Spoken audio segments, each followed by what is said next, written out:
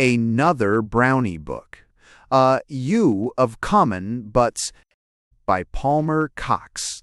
And by Palmer Cox. The Brownie's Snowman. When snowdrifts blocked the country roads, and trees were bending with their loads, the wind grew mild, which had been raw, and winter yielded to a thaw. That night the Brownies stood to stare in wonder on the village square. Said one, "This plot, where drifts now roll, seems like an acre from the pole.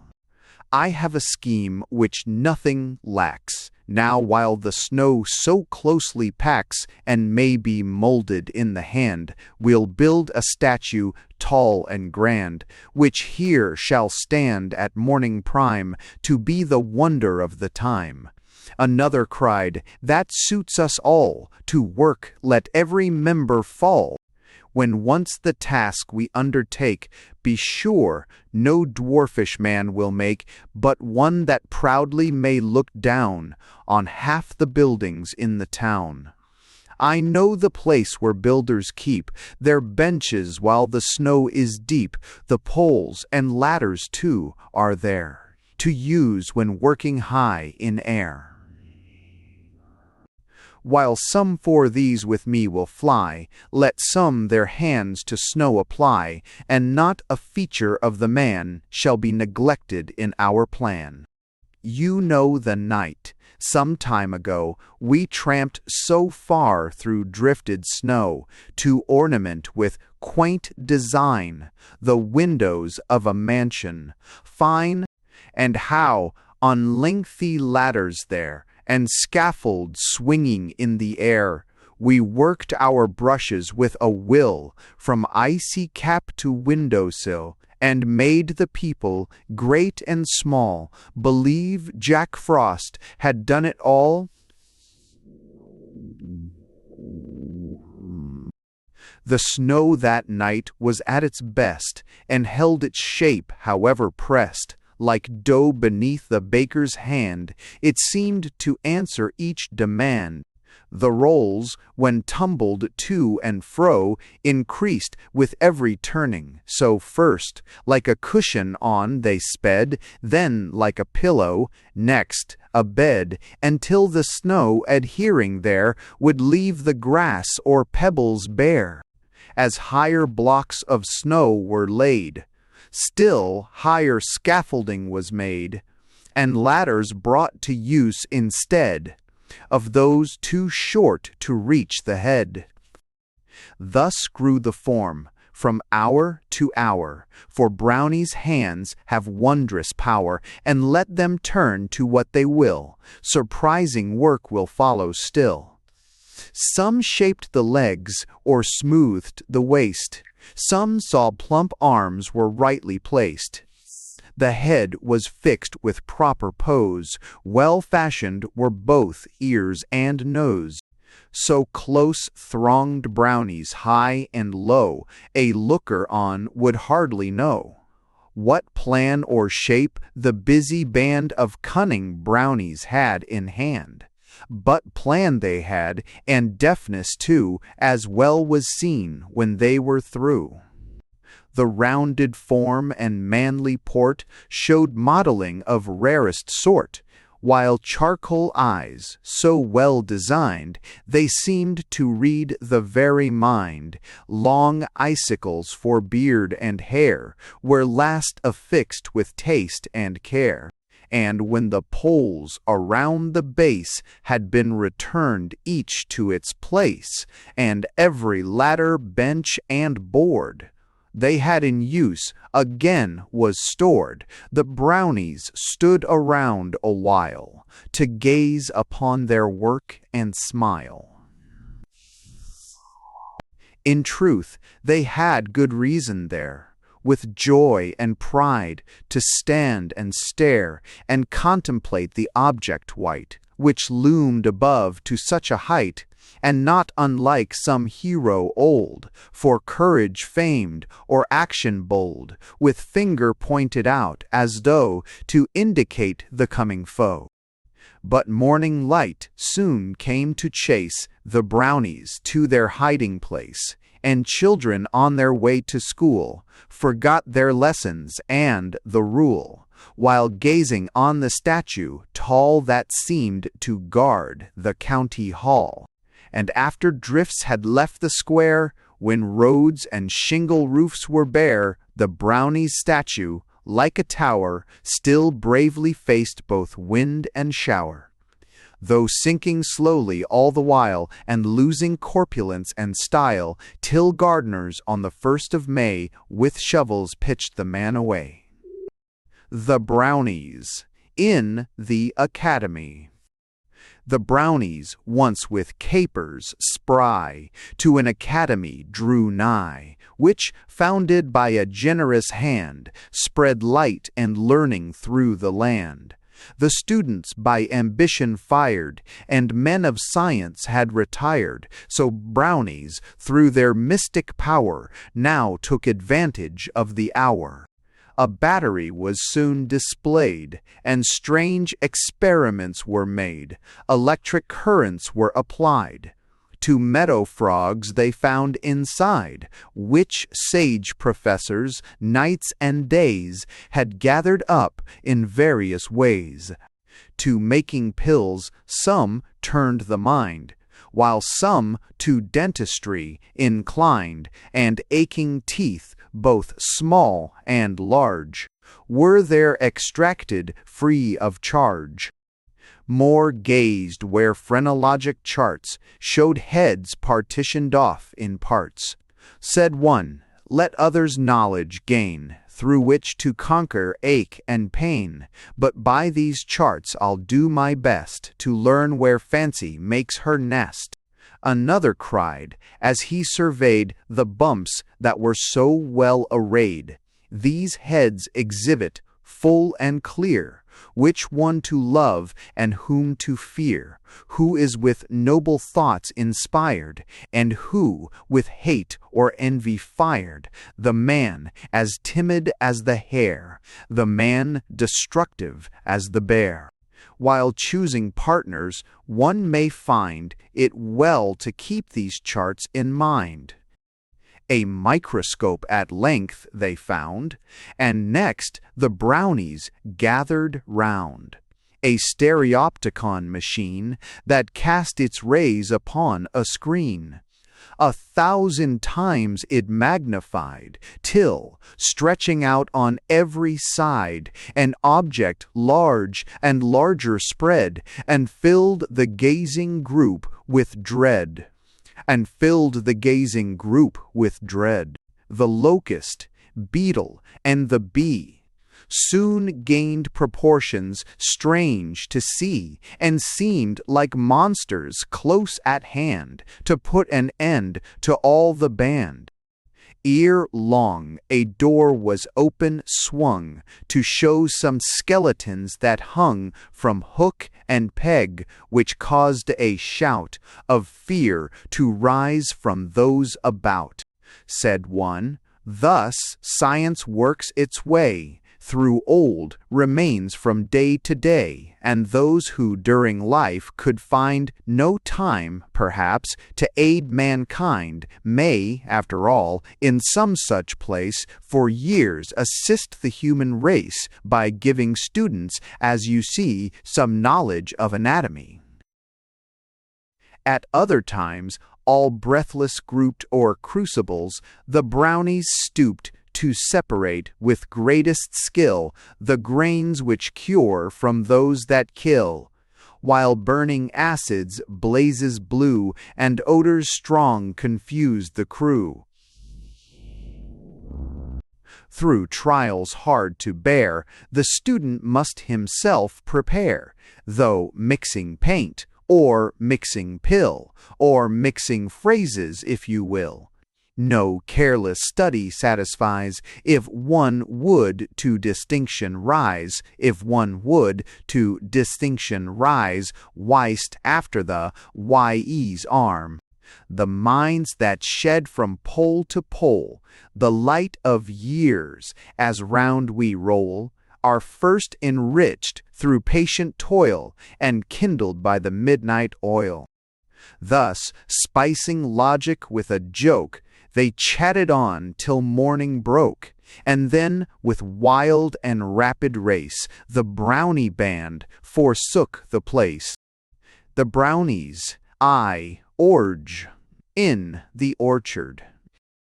The autumn nights began to fill the mind with thoughts of winter chill, when Brownies in an orchard met, where ripened fruit was hanging yet. Said one, "The apples here, indeed, must now be mellow to the seed, and, ere another night, should be removed at once from every tree.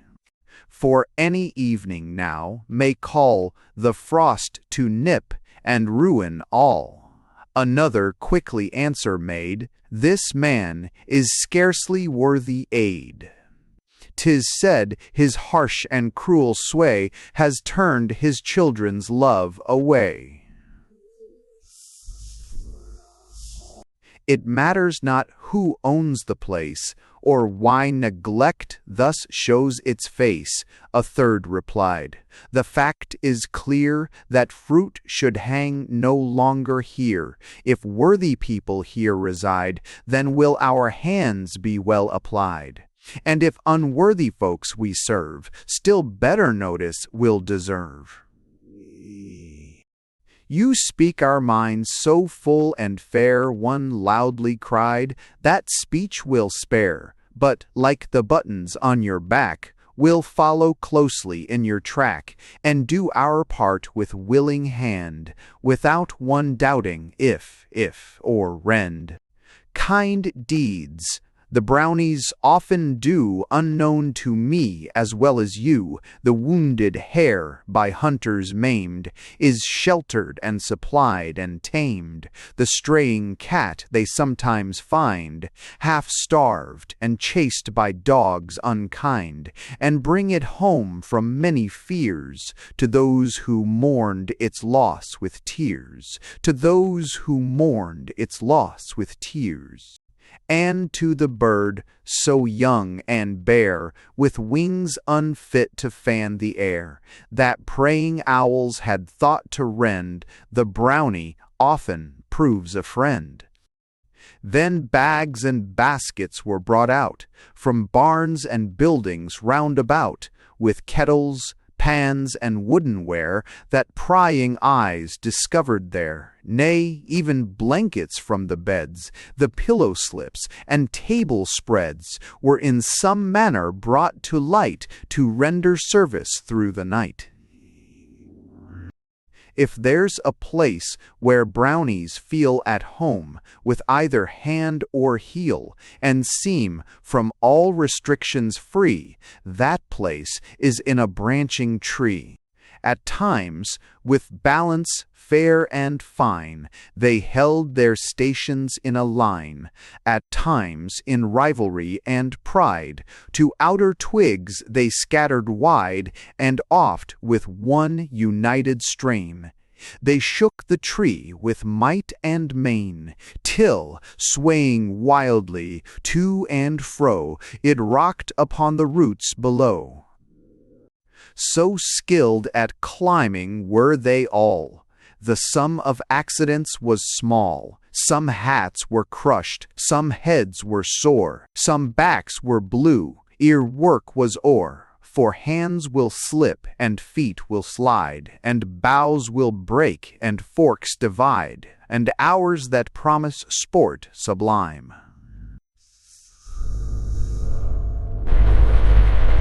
So some, who clambered up the tree, with ready use of hand and knee, found other ways they could descend, than by the trunk you may depend. The startled birds of night came out.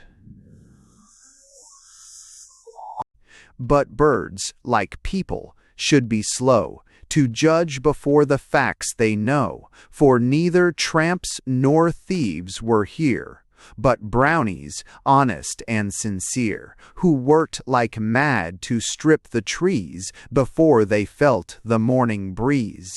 And well they gauged their task, and time, for ere the sun commenced to prime the sky with faintest tinge of red, the brownies from the orchard fled, while all the fruit was laid with care, beyond the reach of nipping air. The brownies' yacht race. When fleets of yachts were sailing round the rippling bay and ruffled sound, and steering out where Neptune raves, to try their speed in rougher waves, the brownies from a lofty place looked out upon the novel race. Said one, "A race is under way. They'll start from somewhere in the bay to leave the frowning forts behind, and Jersey headlands, as you'll find, and sail around, as I surmise, the lightship that at anchor lies." Another said, "Tonight, when all have left the boats, we'll make a call and boldly sail a yacht or two around that ship, as people do. If I can read the signs aright, that nature shows 'twill be a night when sails will stretch before the blast, and not hang idly round the mast." So thus they talked, and plans they laid, and waited for the evening shade. And when the lamps in city square and narrow street began to glare, the brownies ventured from their place to find the yachts and sail their race. In equal numbers now, the band, divided up, the vessels manned. Short time they wasted in debate, who should be captain, cook, or mate, but it was settled at the start that all would take an active part and be prepared to pull and haul if trouble came in shape of squall. For in the cunning Brownie crowd no domineering is allowed. All stand alike with equal power, and friendly feeling rules the hour.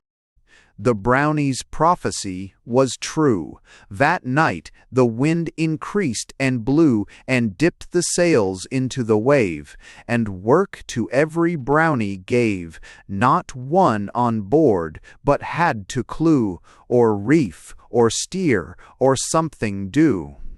Sometimes the yachts ran side by side, a mile or more, then parted wide, still tacking round and shifting sail, to take advantage of the gale. Sometimes a sloop beyond control at random ran, or punched a hole, clean through her scudding rival's jibs, or thumped her soundly on the ribs. At first it seemed they would be lost, for here and there they pitched and tossed, now on the crests of billows white, now in the trough clear out of sight, but all the while with valiant heart, performing miracles of art. Some life-preservers soon were thrown, and ready hands let sails alone, and turned to render aid with speed to those who stood so much in need. But accident could not displace or weaken interest in the race, and soon each active Brownie stood where he could do the greatest good. It mattered not if shifting sail, or at the helm, or on the rail. With arm to arm and hip to hip, they lay in rows to trim the ship. They lay in rows to trim the ship. All hands were anxious to succeed, and prove their yachts had greatest speed. But though we sail, or though we ride, or though we sleep, the moments glide, and none must bear this fact in mind more constantly than Brownie kind. For stars began to lose their glow.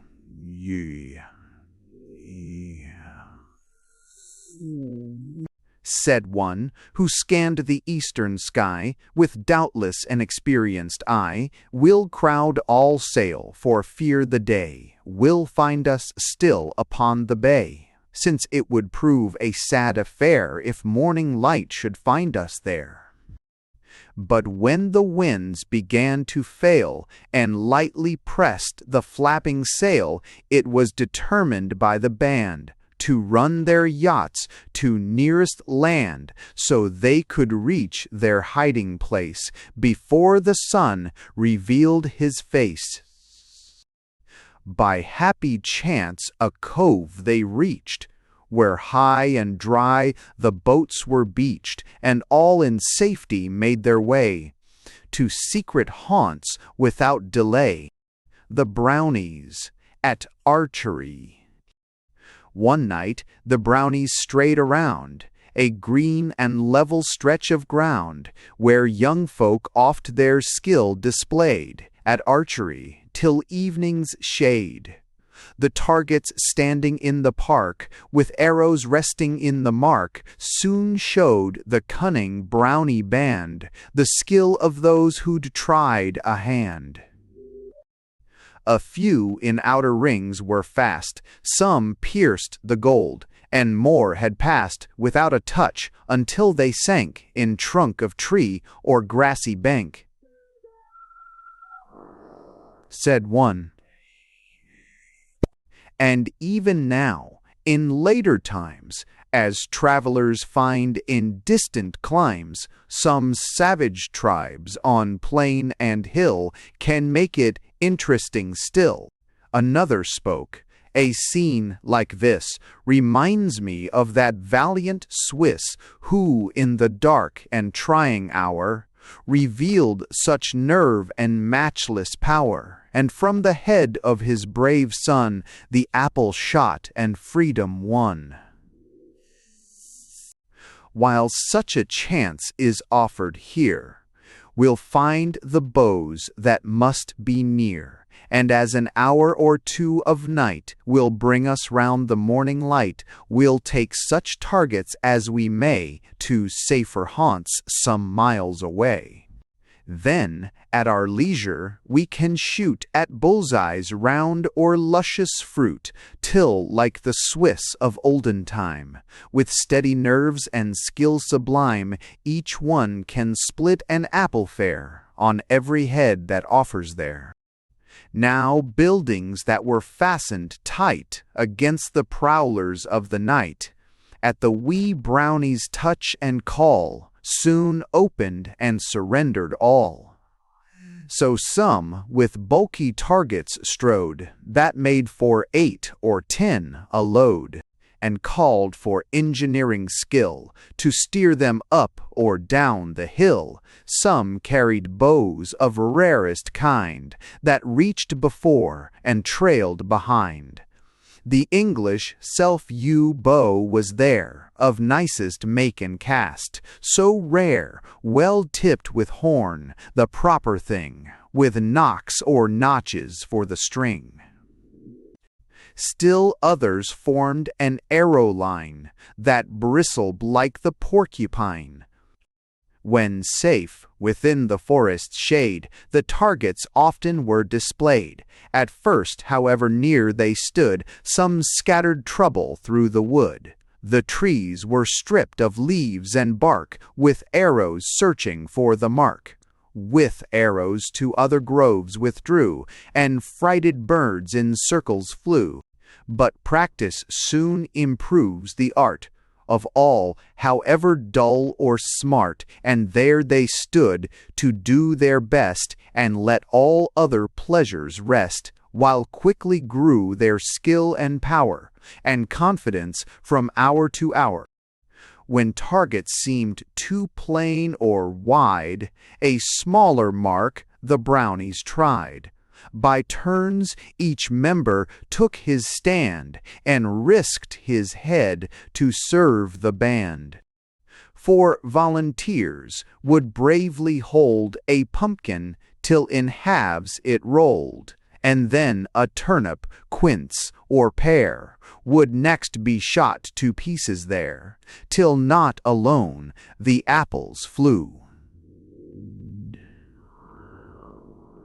For brownies, as we often find, can soon excel the human kind, and carry off, with effort slight, the highest praise and honors bright.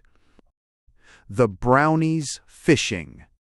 When glassy lakes and streams about gave up their base and speckled trout, the brownies stood by water clear, as shades of evening gathered near. Said one, "Now country lads begin to trim the rod and bend the pin, to catch the frogs and minnows spry that in the brooks and ditches lie, while city chaps with reels come down, and line enough to gird the town, and flies of stranger shape and hue than ever Mother Nature knew, with horns like crickets, tails like mice, and plumes like birds of paradise. Thus well prepared for sunny sky or cloudy weather, wet or dry, they take the fish from stream and pool by native art and printed rule." Another said, "With peeping eyes I've watched an angler fighting flies, and thought, when thus he stood to bear the torture from those pests of air, there must indeed be pleasure fine. Now, off like arrows from the bow, in search of tackle some must go, while others stay to dig supplies of bait that anglers highly prize, of D's such kind as best will bring the pout, the dace, the chub, and shiners out, while locusts gathered from the grass will answer well for thorny bass. Then some with speed for tackle start, and some to sandy banks depart, and some uplift a stone or rail, in search of cricket, grub, or snail, while more in dewy meadows draw the drowsy locust from the straw.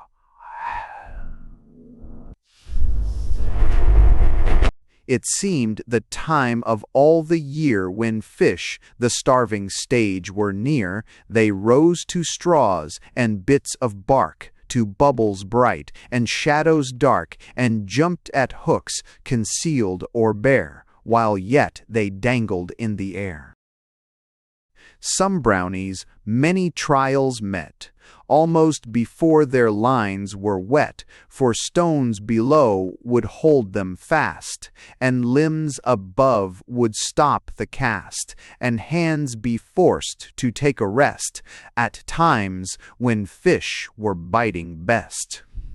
Some stumbled in above their boots, and others spoiled their finest suits, but fun went on, for many there had hooks that seemed a charm to bear, and fish of various scale and fin on every side were gathered in.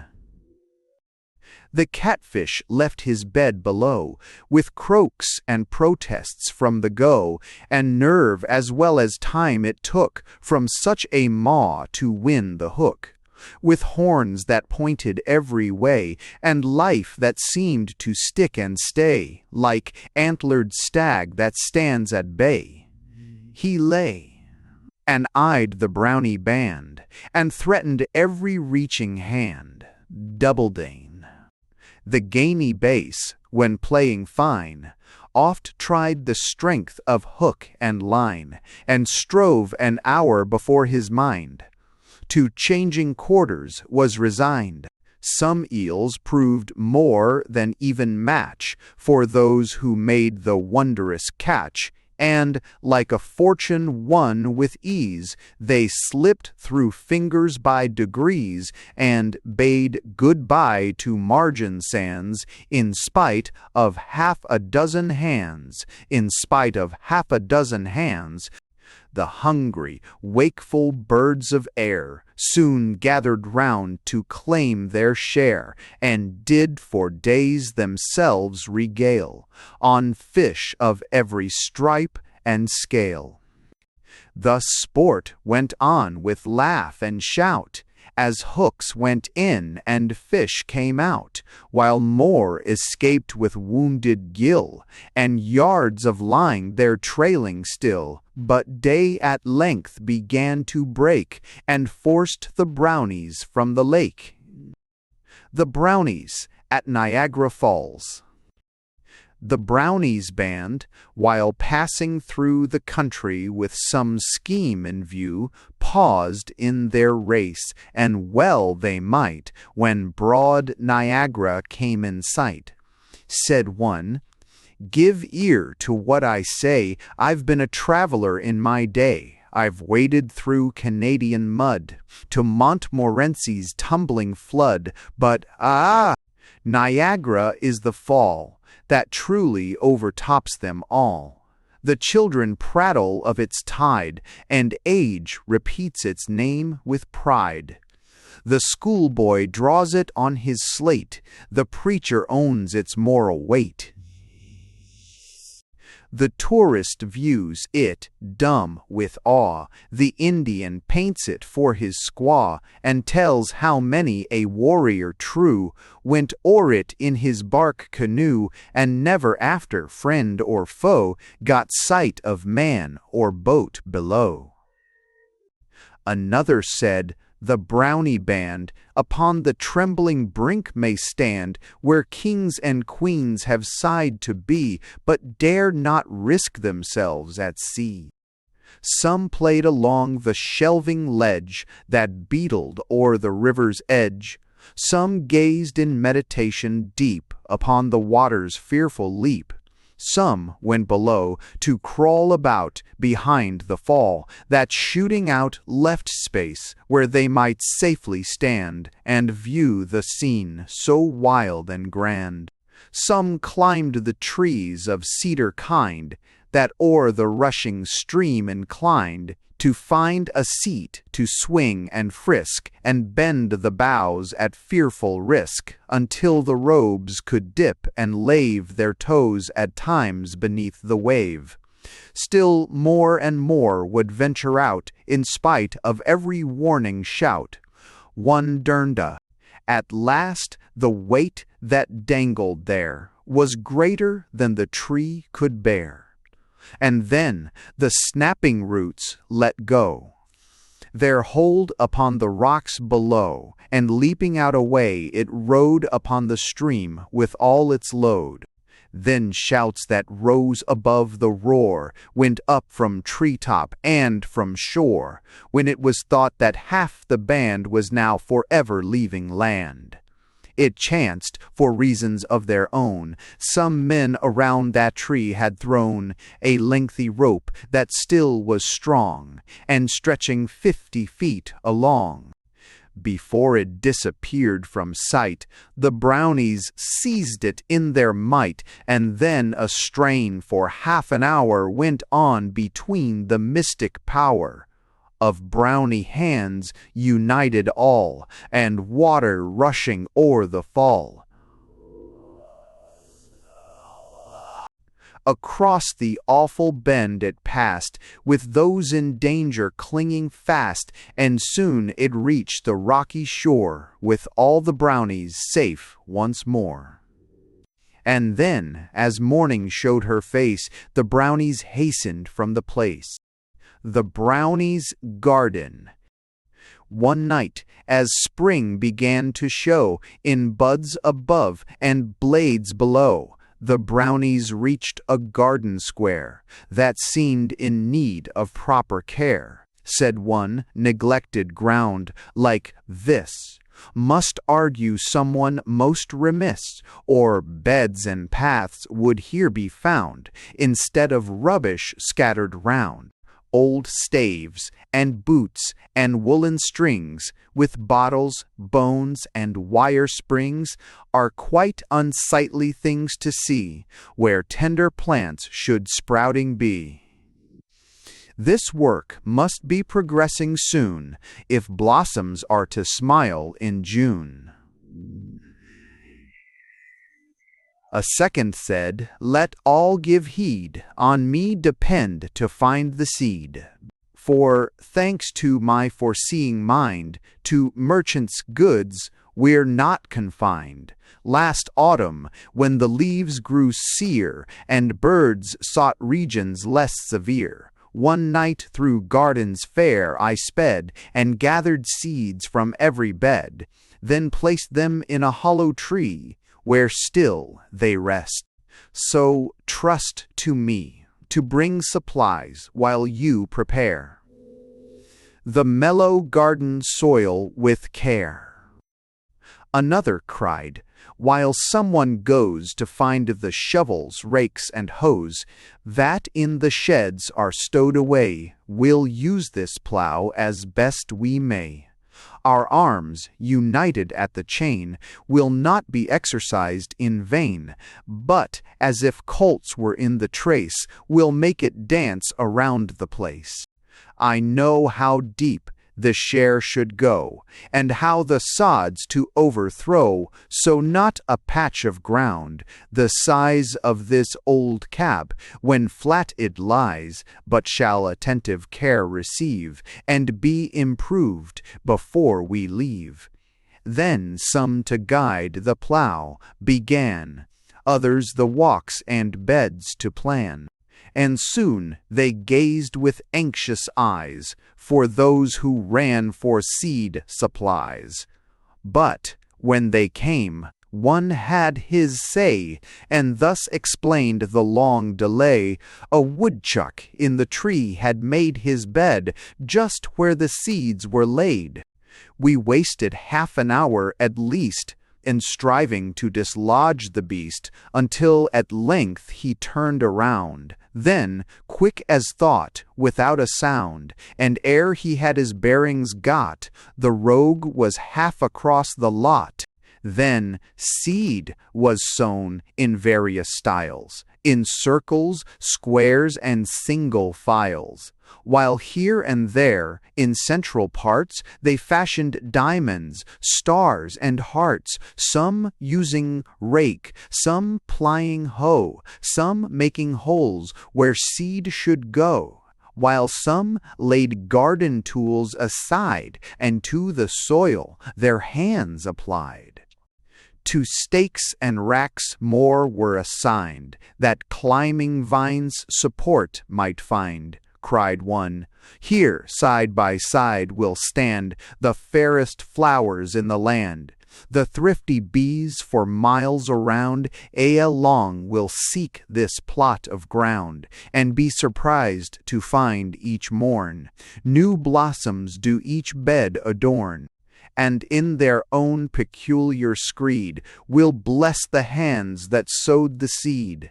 And while that night they labored there, the cunning rogues had taken care with sticks and strings to nicely frame in line the letters of their name, that, when came round the proper time for plants to leaf and vines to climb, the Brownies would remembered be, if people there had eyes to see. But morning broke, as break it will, though one's awake or sleeping still, and then the seeds on every side.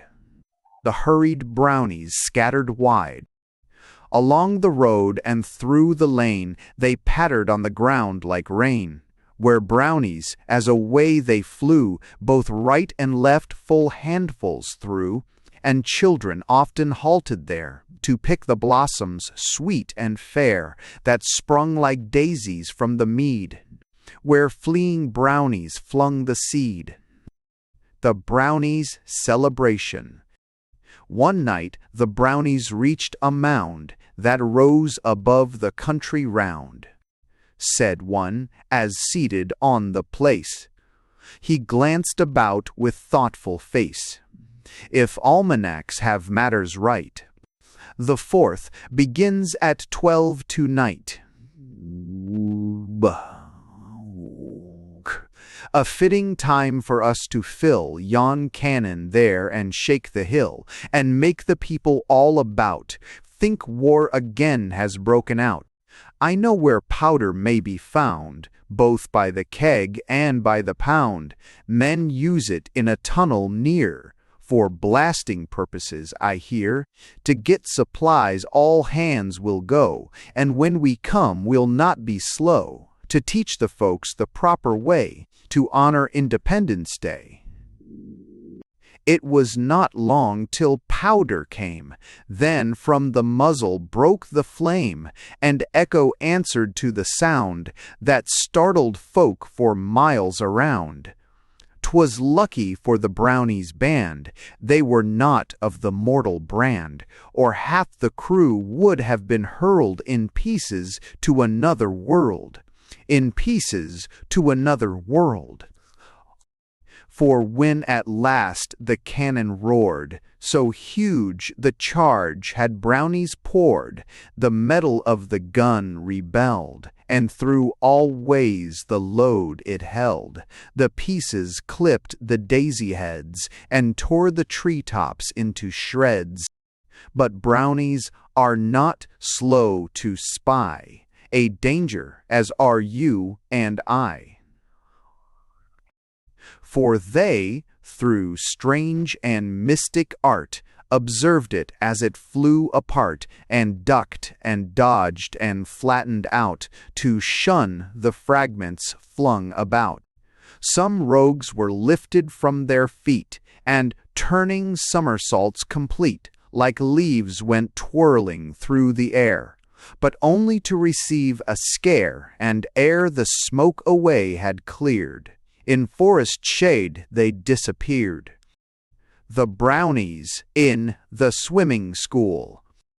While Brownies passed along the street, commenting on the summer's heat that wrapped the city day and night, a swimming bath appeared in sight. Said one, "Of all the sights we've found, since we commenced to ramble round, this seems to better suit the band than anything, however grand. We'll rest awhile and find our way inside the place without delay, and those who understand the art can knowledge to the rest impart, for every one should able be to swim in river, lake, or sea.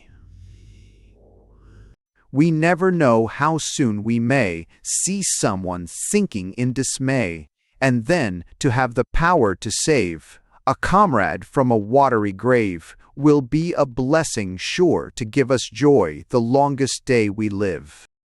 The doors soon opened through the power that lay in Brownie hands that hour.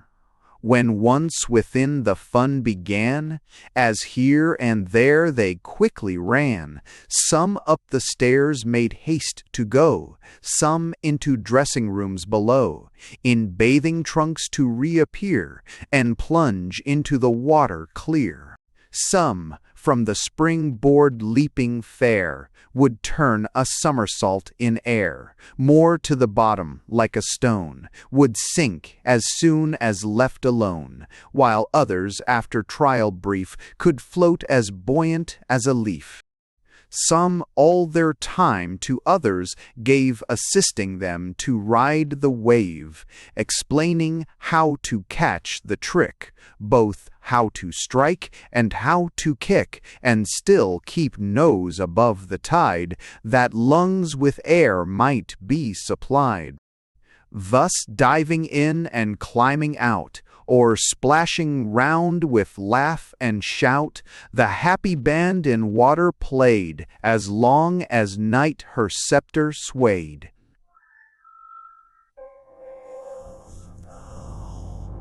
They heard the clocks in chapel towers proclaim the swiftly passing hours.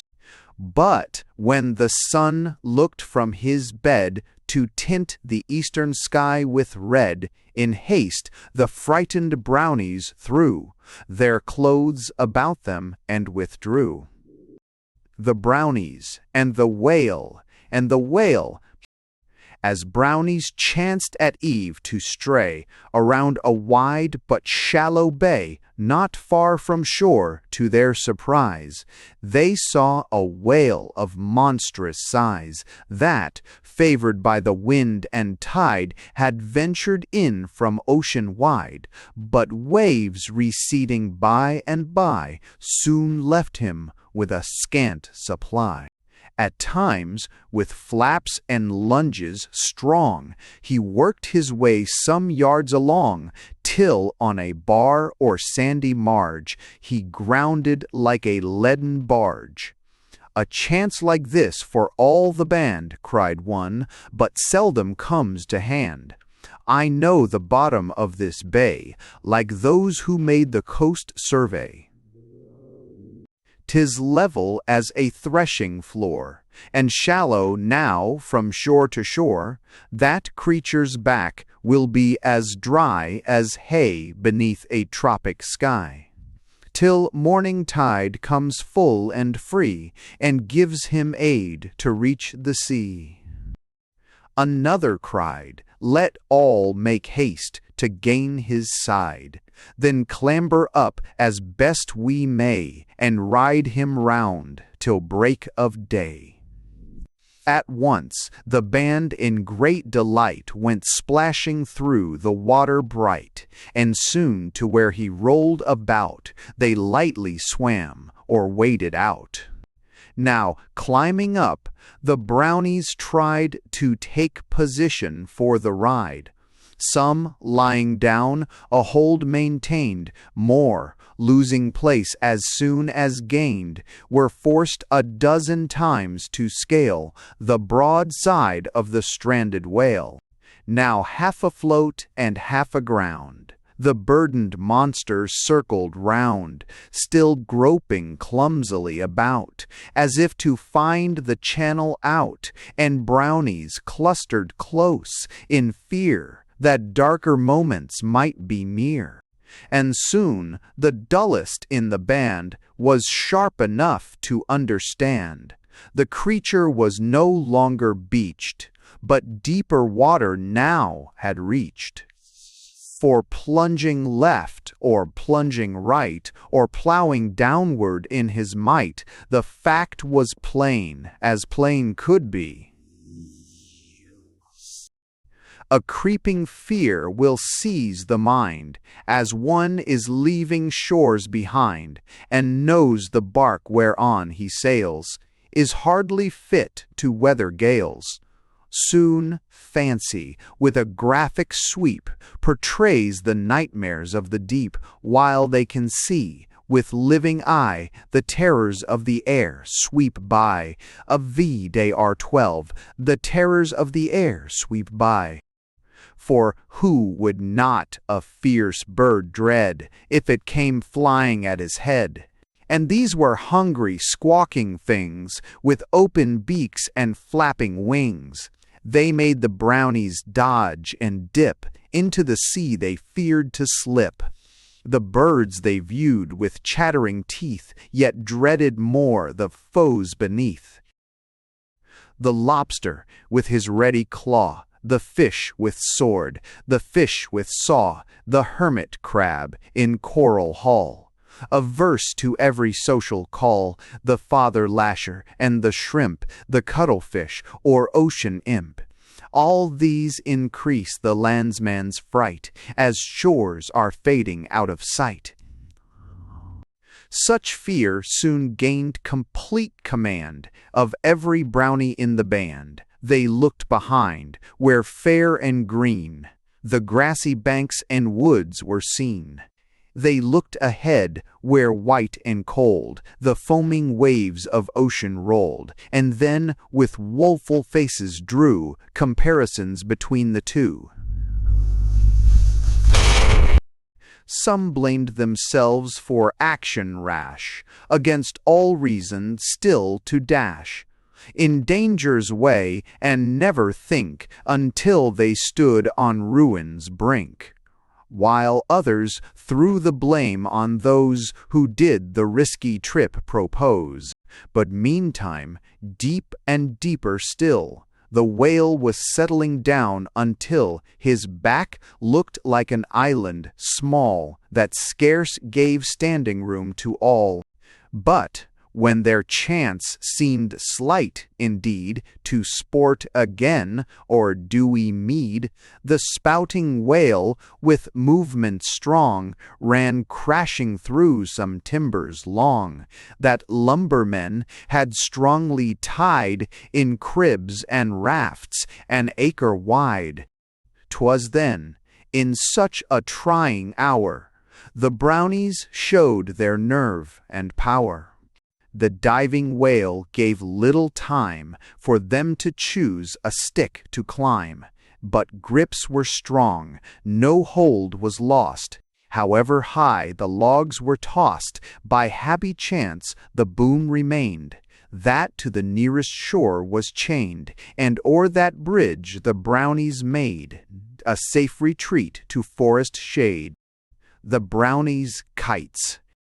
The sun had hardly taken flight unto the deepest caves of night, or fowls secured a place of rest, where Reynard's paw could not molest, when Brownies gathered to pursue their plans regarding pleasures new. Said one, in spite of hand or string, now hats fly round like crows in spring, exposing heads to gusts of air, that ill the slightest draught can bear, while high above the tallest tower, at morning, noon, and evening hour, the youngsters' kites with streaming tails are riding out the strongest gales, The doves in steeples hide away, or keep their houses through the day, mistaking every kite that flies for bird of prey of wondrous size. "You're not alone," another cried, in taking note. "I, too, have spied the boys of late, in street and court, or on the roofs at this fine sport. But yesternight I chanced to see a kite entangled in a tree. The string was nowhere to be found, the tail about a bough was wound." Some birds had torn the paper out to line their nests in trees about, but there beside the wreck I stayed until I learned how kites are made. On me you safely may depend to show the way to cut and bend. So let us now, while winds are high, our hands at once to work apply, and from the hill that lifts its crown so far above the neighboring town, we'll send our kites aloft in crowds to lose themselves among the clouds. A smile on every face was spread at thought of fun like this ahead, and quickly all the plans were laid, and work for every Brownie made. Some to the kitchens ran in haste to manufacture pots of paste. Some ran for tacks or shingle nails, and some for rags to make the tails, while more with loads of paper came, or whittled sticks to make the frame. The strings that others gathered soon seemed long enough to reach the moon. But where such quantities they found, 'tis not so easy to expound. Perhaps some twine shop, standing nigh, was raided for the large supply. Perhaps some youthful angler whines about his missing fishing lines. But let them find things where they will, the Brownies must be furnished still, and those who can't such losses stand will have to charge it to the band. With busy fingers well applied, they clipped and pasted, bent and tied, with paint and brush some ran about from kite to kite to fit them out, from kite to kite to fit them out. On some they paint a visage fair, while others would affright a bear, nor was it long, as one might guess. who knows what skill their hands possess. Before the kites, with string and tail, were all prepared to ride the gale, and oh, the climax of their glee was reached when kites were floating free. So quick they mounted through the air, that tangling strings played mischief there, and threatened to remove from land. The birds of night were horrified at finding kites on every side, and netted strings that seemed to be designed to limit action free. But brownies stood or ran about, now winding up, now letting out, now giving kites more tail or wing, now wishing for a longer string, until they saw the hints of day approaching through the morning gray. The Brownies' Dancing School. When flitting bats commenced to wheel around the eaves to find their meal, and owls to hoot in forests wide, to call their owlets to their side, the Brownie band, in full array, through silent streets pursued their way. They heard the strains of music sweet, and tripping of the dancers' feet, while o'er the tap of heel and toe, the twang of harp and scrape of bow, arose the clear and ringing call of those who had control of all. The Brownies slackened their swift pace, then gathered closely round the place to study out some way to win a peep or two at those within. And some might say, with sober thought, that children should not thus be taught to hop around on toe and heel so actively to fiddle's squeal, for fear 'twould turn their minds away from graver duties of the day. It gives alike to city-bred and country-born a graceful tread, and helps them bear themselves along, without offence in greatest throng. The nimble step, the springing knee, and balanced body all agree. The feet, my friends, may glide with grace, as well as trudge from place to place.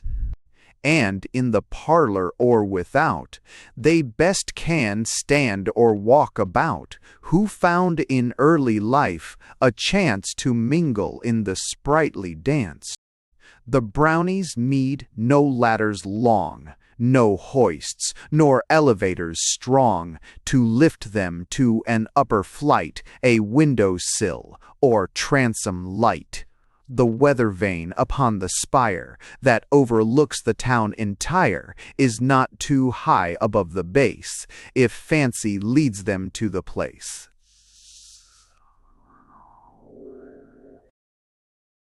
'Tis said the very fleecy clouds they can bestride in eager crowds around the world their way to find, and leave the lagging winds behind. Said one, "We've scaled the dizzy heights of mountain peaks on other nights, and crossed the stream from shore to shore, where but the string piece stretched before, and cunning brownies, never fear, will find some way to enter here." When once the brownies' plans were laid, no formal, tiresome speech was made. In mystic ways to brownies known, they clambered up the walls of stone. They clung to this and that like briars. They climbed the smooth electric wires, some members lending ready aid.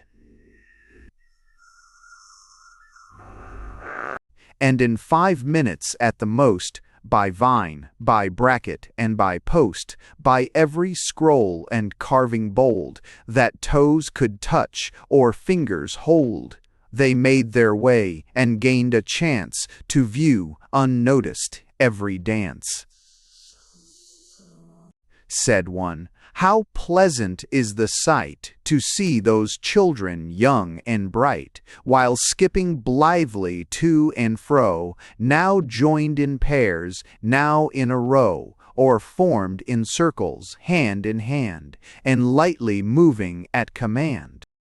Like butterflies through balmy air, when summer spreads attractions fair, and blends with every whispering breeze the drowsy hum of working bees. Another said, "When this is o'er, the Brownie band will take the floor. We'll bide our time and not be slow to take possession when they go. Then up and down the spacious hall we'll imitate the steps of all. We'll show that, not in Frenchman's bones, lies all the grace that nature owns, that others at the waltz can shine as well as Germans from the Rhine, that we some capers can enjoy, as well as natives of Savoy." While thus they talked, the moments flew, and soon the master's task was through. When children's cloaks were wrapped around, and heavier shoes their feet had found, they hastened home. But while they slept, the Brownies in that building crept, to take their turn at lively reel, at graceful glide, or dizzy wheel, till all the dances people know, from Cuba's palms to Russia's snow, were tried, and soon in every case were mastered with surprising grace. Imagine how they skipped about, and how they danced, with laugh and shout.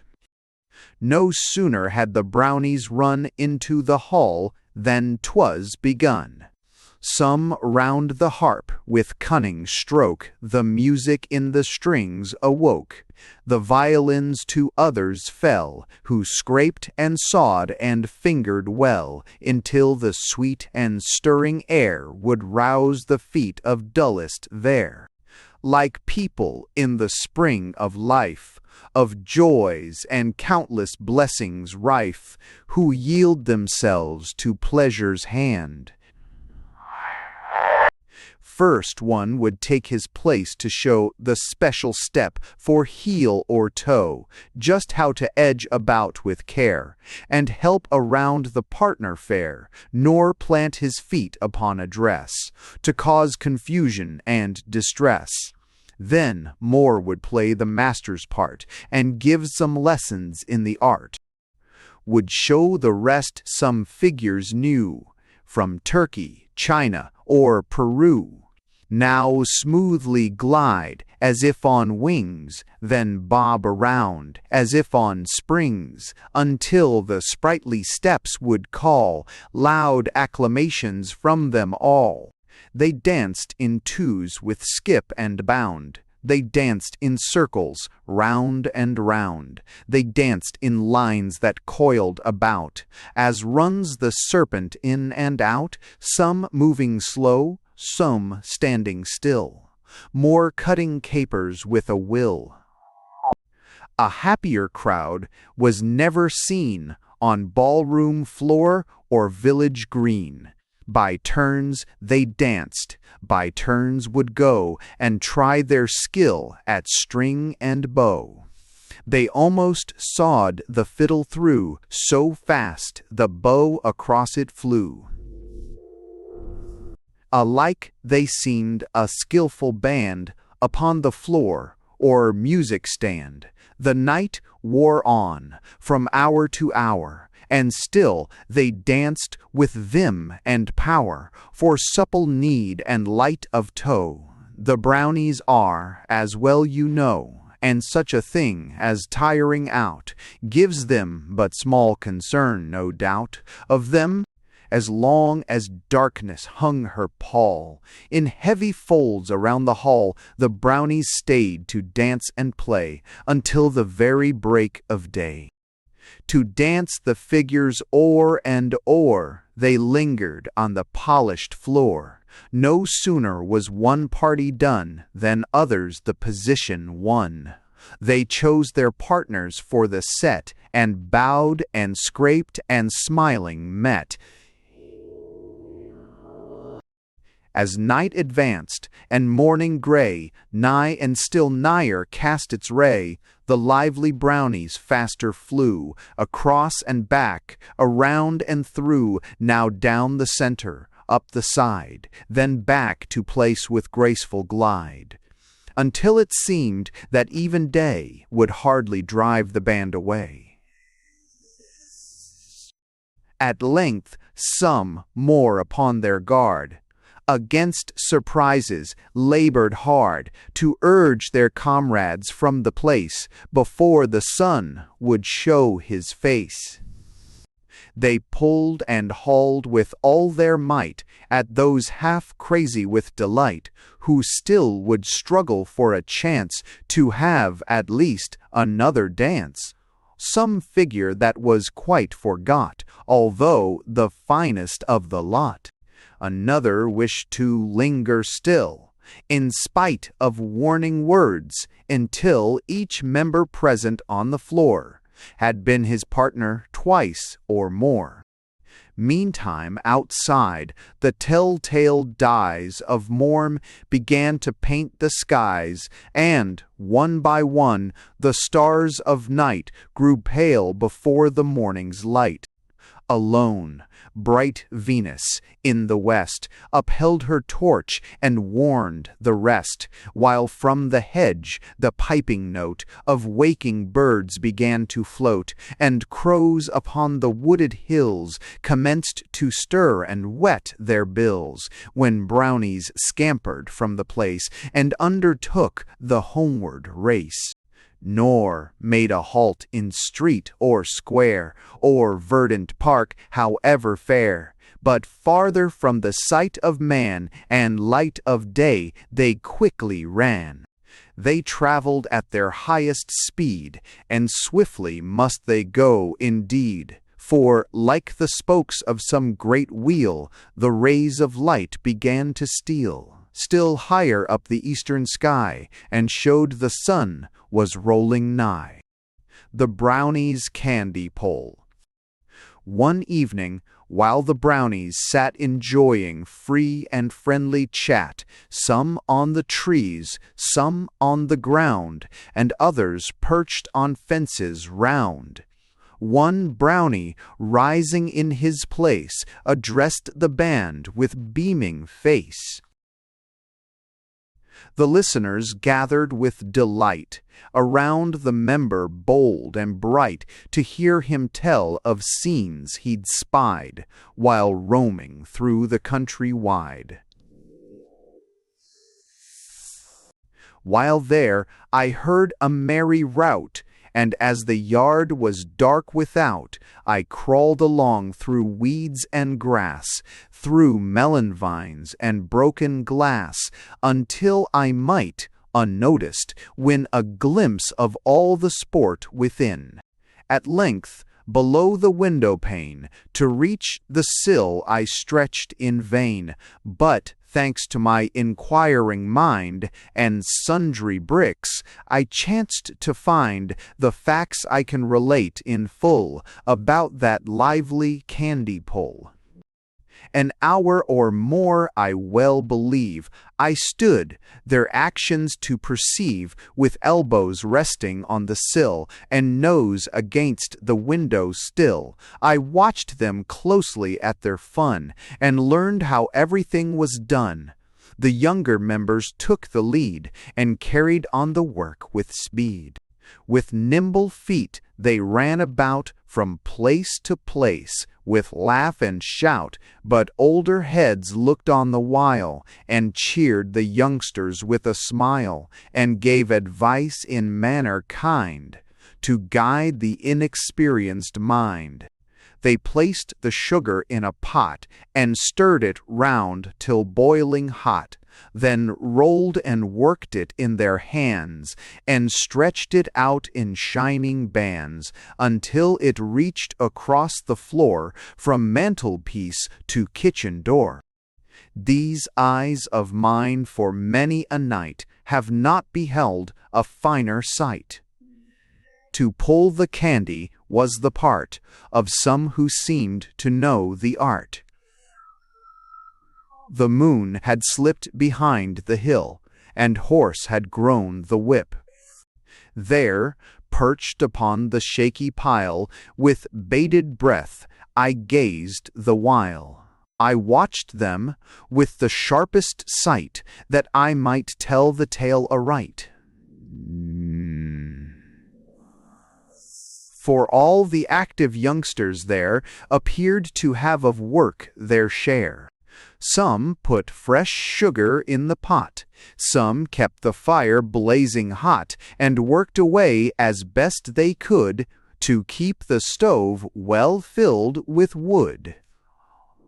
Indeed, ourselves, with all our skill, at moving here and there at will, would have to livelies be and tear around to beat those children there. Some cut it up, more passed it round, while others ate it by the pound.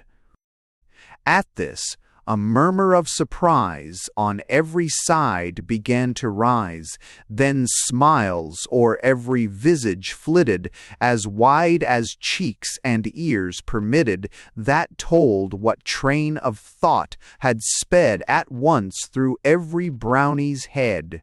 A thought of pleasure near at hand, that well would suit the cunning band.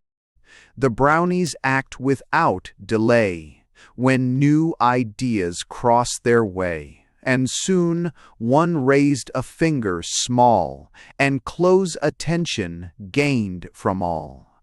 They crowded near with anxious glance to learn what scheme he could advance, what methods mention or employ, to bring about the promised joy.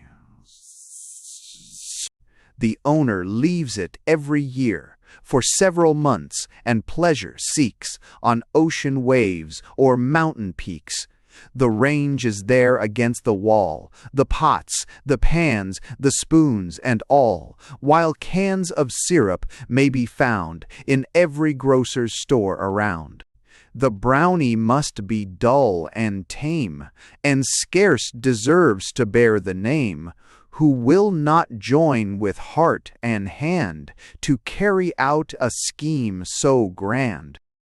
Another cried, when to his bed the sun tomorrow stoops his head, again we'll muster in full force, and to that building turn our course. Next eve they gained the street at last, that through the silent city passed. And soon they paused, their eyes they raised, and on the vacant mansion gazed. In vain the miser hides his store, in vain the merchant bars his door, in vain the locksmith changes keys. Through iron doors, through gates of brass, and walls of stone they safely pass, and smile to think how soon they can upset the studied schemes of man. Within that house, without delay, behind the guide, they worked their way, more happy far and full of glee than was the owner out at sea. The whale, the shark, or fish that flies, had less attraction for his eyes than had the shining candy balls, for brownies swarming through his halls. Soon coal was from the cellar brought, and kindling wood came quick as thought. Then pots and pans came rattling in, and syrup sweet in cans of tin.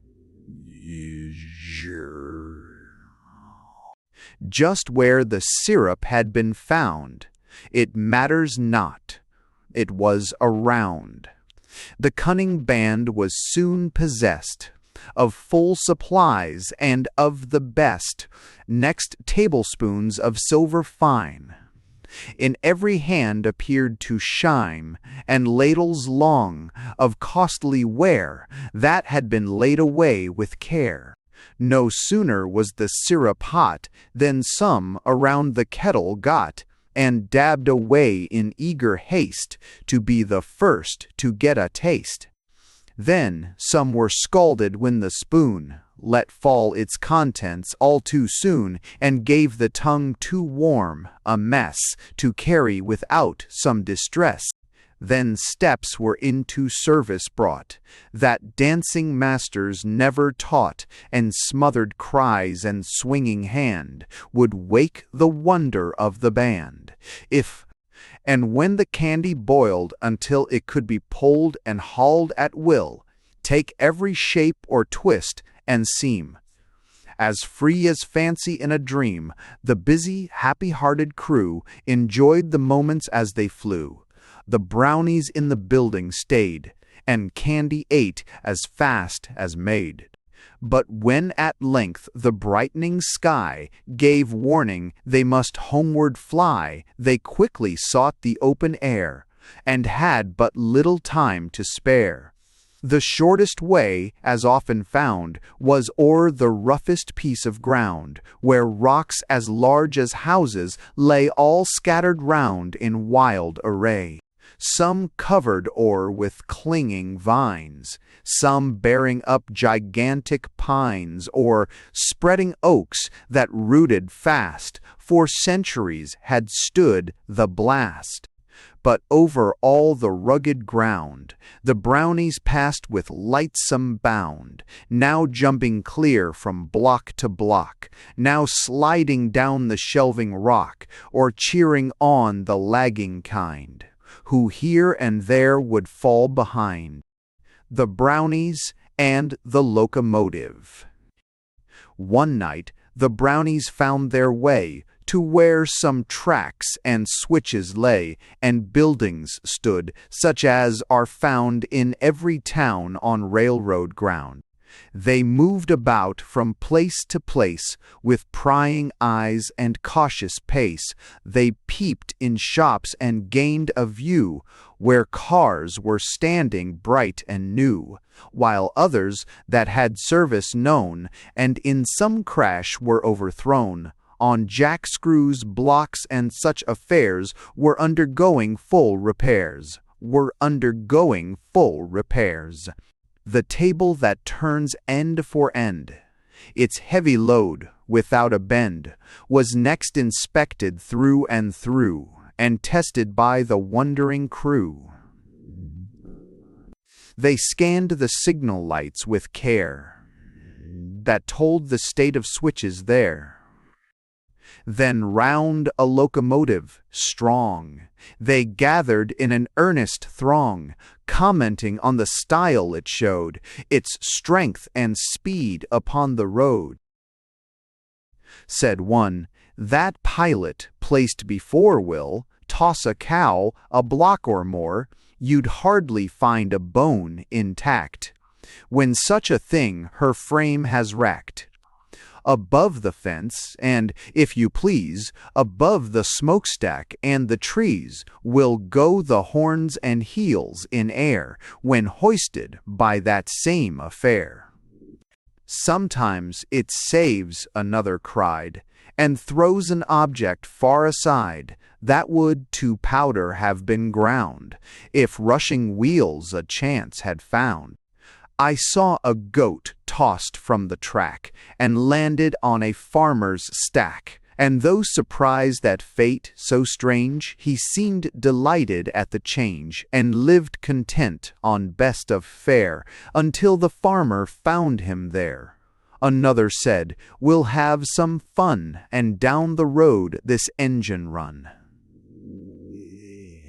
The steam is up, as gauges show, she's puffing, ready now to go. The fireman and the engineer are at their supper in the rear of yonder shed. I took a peep, and found the watchman fast asleep. So now's our time, if we but haste, the joys of railway life to taste. I know the engine driver's art, just how to stop, reverse, and start. I've watched them when they little knew. From every move I knowledge drew, we'll not be seen till under way. And then, my friends, here let me say, the man or beast will something lack who strives to stop us on the track. Then some upon the engine stepped, and some upon the pilot crept, and more upon the tender found a place to sit and look around. And soon away the engine rolled. At speed 'twas fearful to behold. It seemed they ran, where tracks were straight, at least at mile-a-minute rate. And even where the curves were short, the engine turned them with a snort that made the Brownies' hearts the while rise in their throats for half a mile. Wife, wides in their throats for half a mile. But travelers many dangers run on safest roads beneath the sun.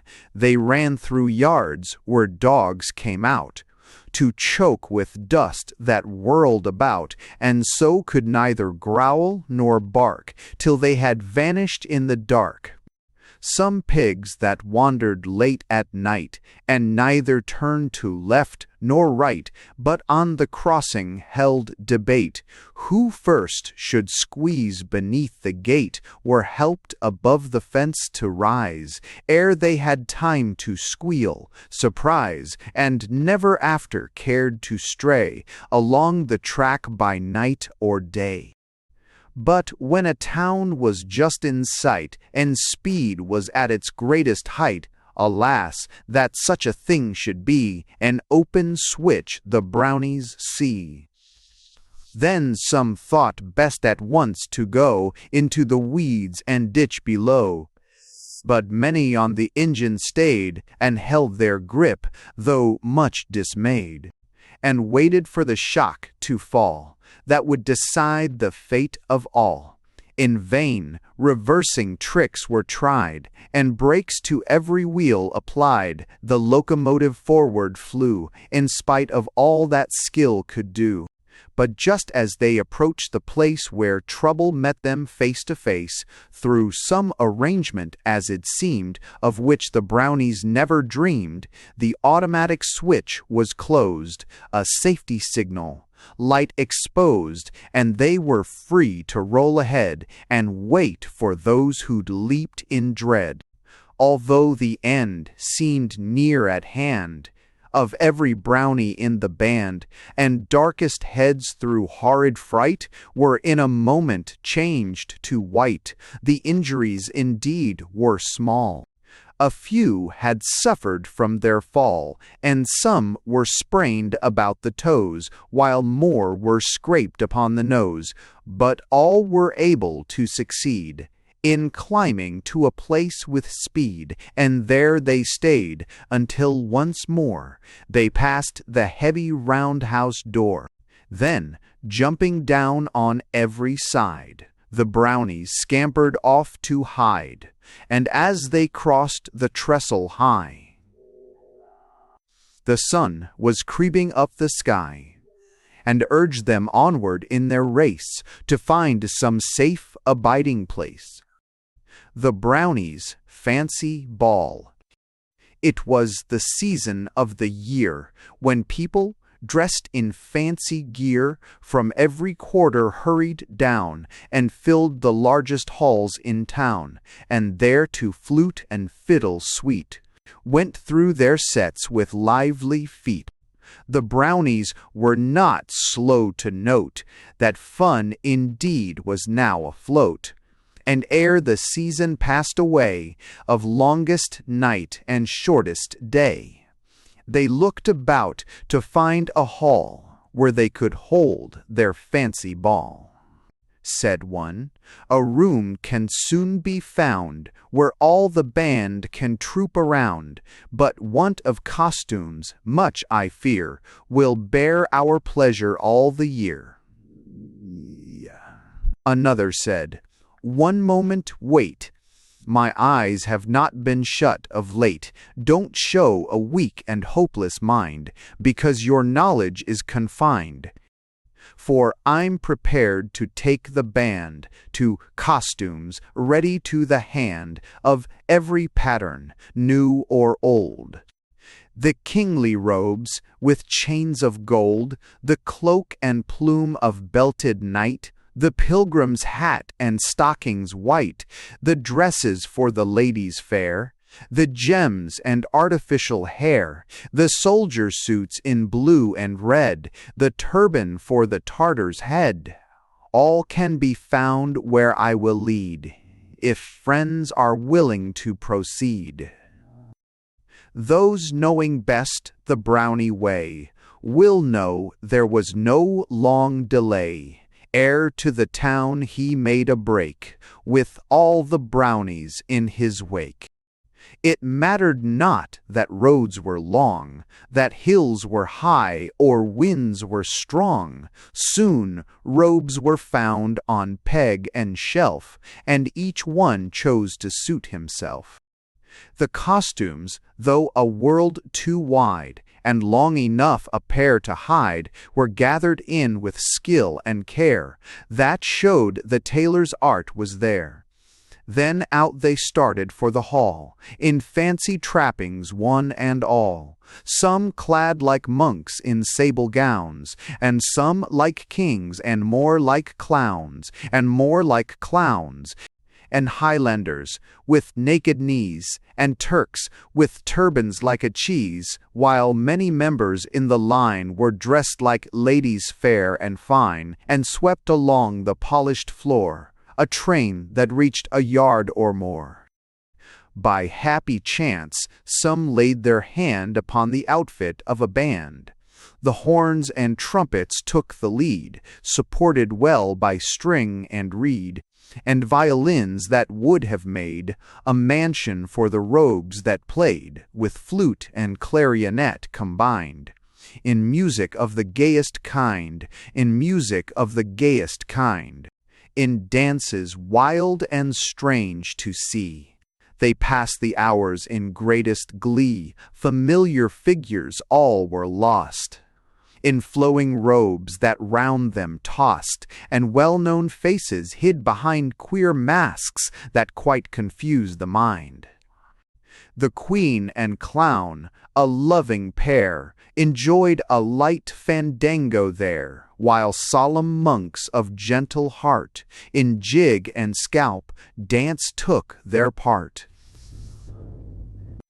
The grand salute, with courteous words, the bobbing up and down like birds, the lively skip, the stately glide, the double turn and twist aside, were introduced in proper place and carried through with ease and grace. So great the pleasure proved to all. Too long they tarried in the hall, and morning caught them on the fly, ere they could put the garments by. Then, dodging out in great dismay, by walls and stumps they made their way, and not until the evening's shade were costumes in their places laid. The Brownies and the tugboat. While Brownies strayed along a pier to view the shipping lying near, a tugboat drew their gaze at last. 'Twas at a neighboring wharf made fast. Cried one, "See what in black and red below the pilot house is spread."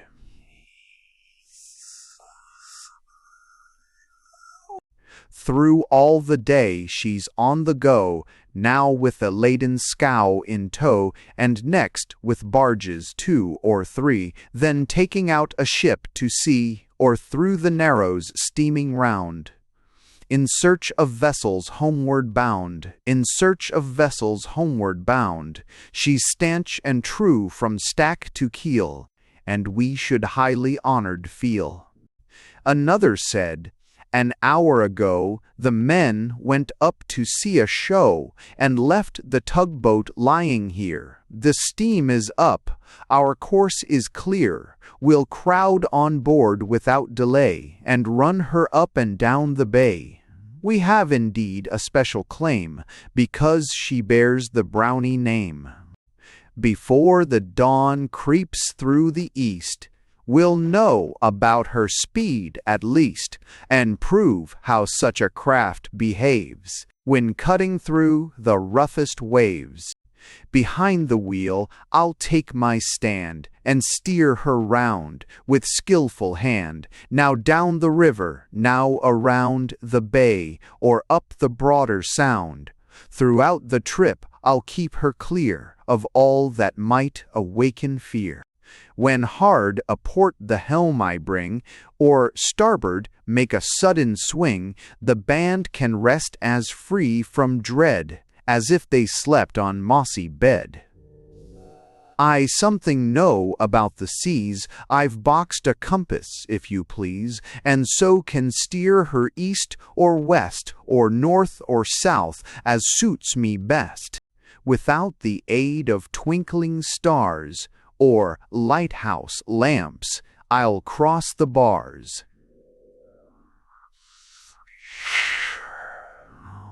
Why know when north winds nip the nose, or sows west the pig wind blows, as hardy sailors call the gale that from that quarter strikes the sail? A third replied, no doubt you're smart, and understand the pilot's art, but more than one a hand should take, for all our lives will be at stake. In spite of eyes and ears and hands, and all the skill a crew commands, how oft collisions crush the keel, and give the fish a sumptuous meal. Too many rocks around the bay stick up their heads to bar the way. Too many vessels, long and wide, at anchor in the channel ride, for us to show ourselves unwise, and trust to but one pair of eyes.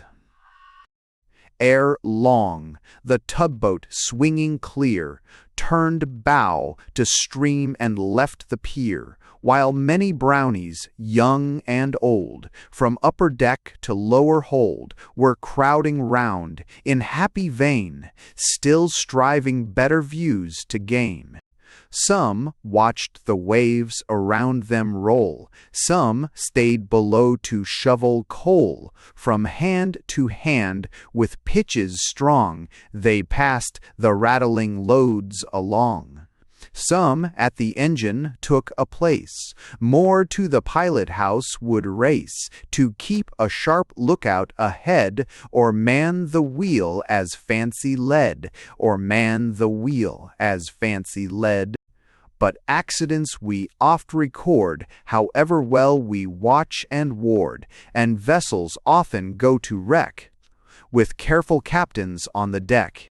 They had mishaps that night, for still, in spite of all their care and skill, while running straight or turning round, in river, bay, or broader sound, at times they ran upon a rock, and startled by the sudden shock, some timid Brownies, turning pale, would spring at once across the rail, and then, repenting, find all hope of life depended on a rope, that willing hands were quick to throw, and hoist them from the waves below.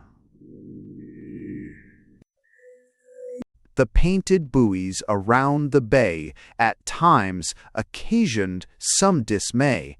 They took them for torpedoes, dread that might the boat in fragments spread, awake the city's slumbering crowds, and hoist the band among the clouds. But thus, till hints of dawn appeared, now here, now there, the boat was steered with many joys and many fears, that some will bear in mind for years. But at her pier once more she lay, when night gave place to creeping day. The Brownies tally-ho, As shades of evening closed around, the Brownies, from some wooded ground, looked out to view with staring eye a tally-ho then passing by. Around the park they saw it roll, now sweeping round a wooded knoll, now rumbling o'er an arching bridge, now hid behind a rocky ridge, now wheeling out again in view to whirl along some avenue. The long brass horn that trilled so loud, the prancing horses and the crowd of people perched so high in air, pleased every wondering Brownie there. Said one, "A rig like this we see would suit the Brownies to, and I'm the one, here let me say, to put such pleasures in our way. I know the very place to go to-night to find a tally-ho. It never yet has borne a load of happy hearts along the road, but, bright and new in every part, 'tis ready for an early start. The horses in the stable stand, with harness ready for the hand. If all agree, we'll take a ride for miles across the country wide."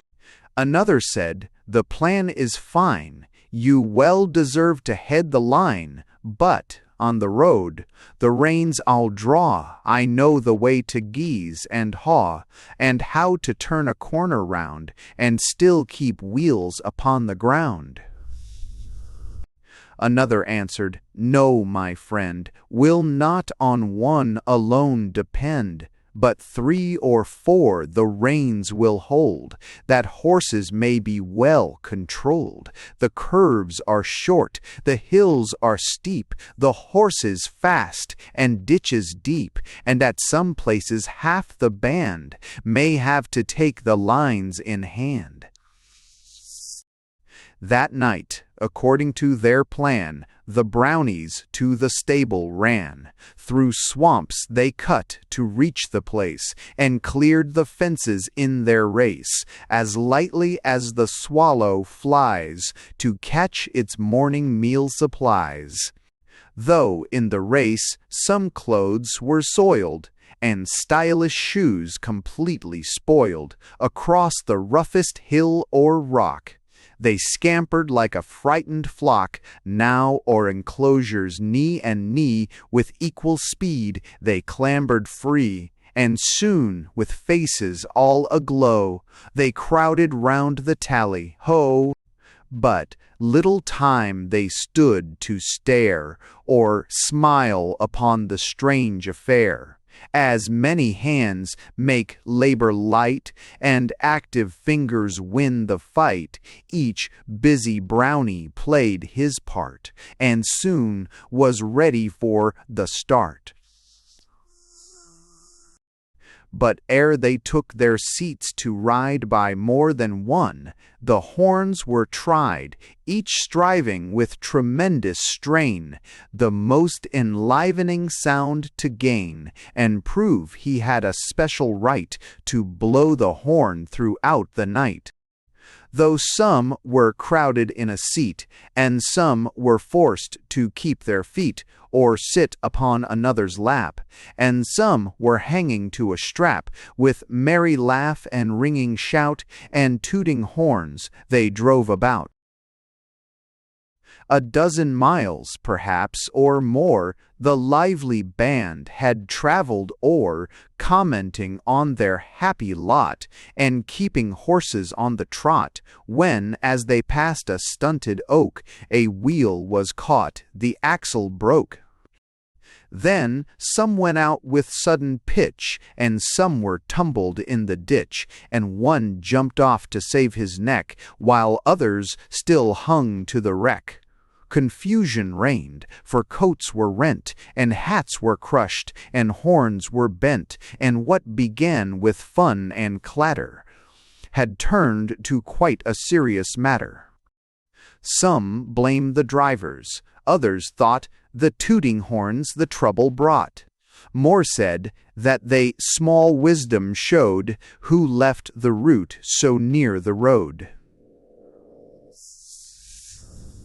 But while they talked about their plight, so hitching horses where they could, the brownies scampered for the wood. And lucky were the brownies spry, a dark and deep ravine was nigh, that seemed to swallow them alive.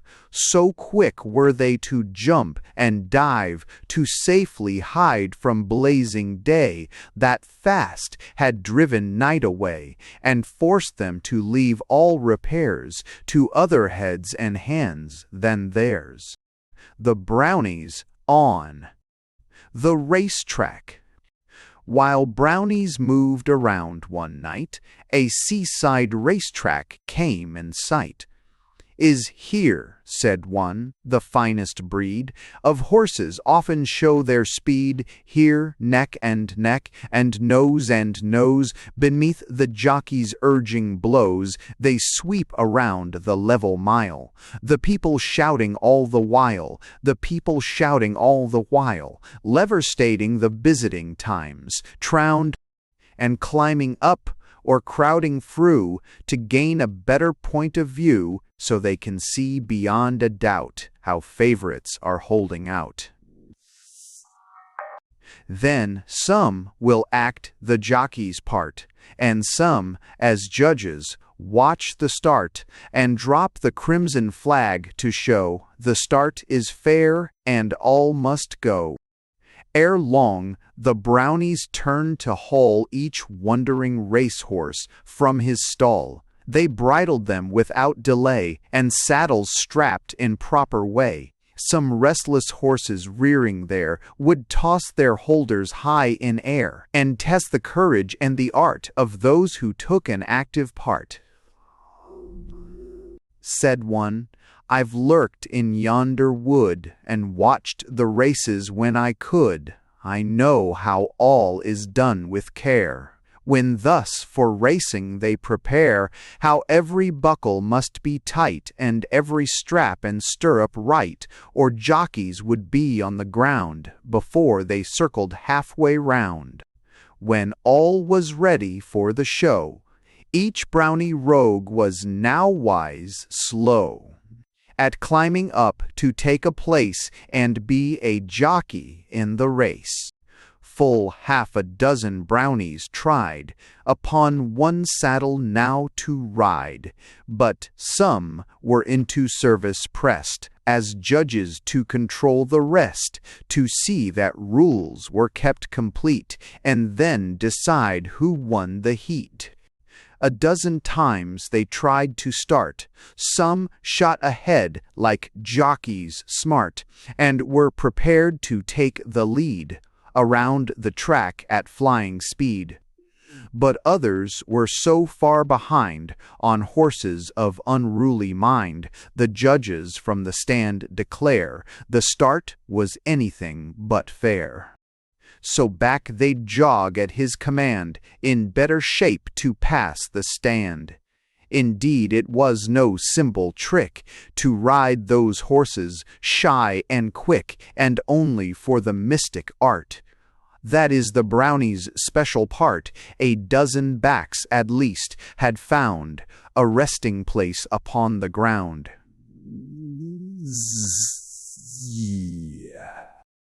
The rules of racing were not quite observed in full upon that night. Around and round the track they flew, in spite of all the judge could do. The race, he tried to let them know, had been decided long ago.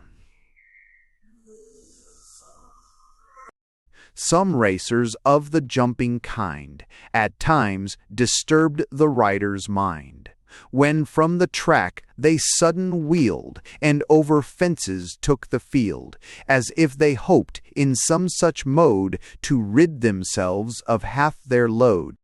But horses, howsoever smart, are not a match for brownie art, for still the riders stuck through all, in spite of fence or ditch or wall. Some clung to saddle, some to mane, while others tugged at bridle rein. So all the steeds found it would pay to let the Brownies have their way, until a glimpse of rising sun soon made them leave the place and run. The Brownies' birthday dinner. When people through the county planned to give their public dinners grand, the Brownies met at day's decline to have a birthday banquet fine. The proper things, a speaker cried, await us here on every side. We simply have to reach and take and choose a place to boil and bake. With meal and flour at our feet, and wells of water pure and sweet, that Brownie must be dull indeed, who lacks the gumption to proceed. We'll peel the pumpkins, ripened well, and scoop them hollow like a shell, then slice them up the proper size, to make at length those famous pies, for which the people, small and great, are ever quick to reach a plate.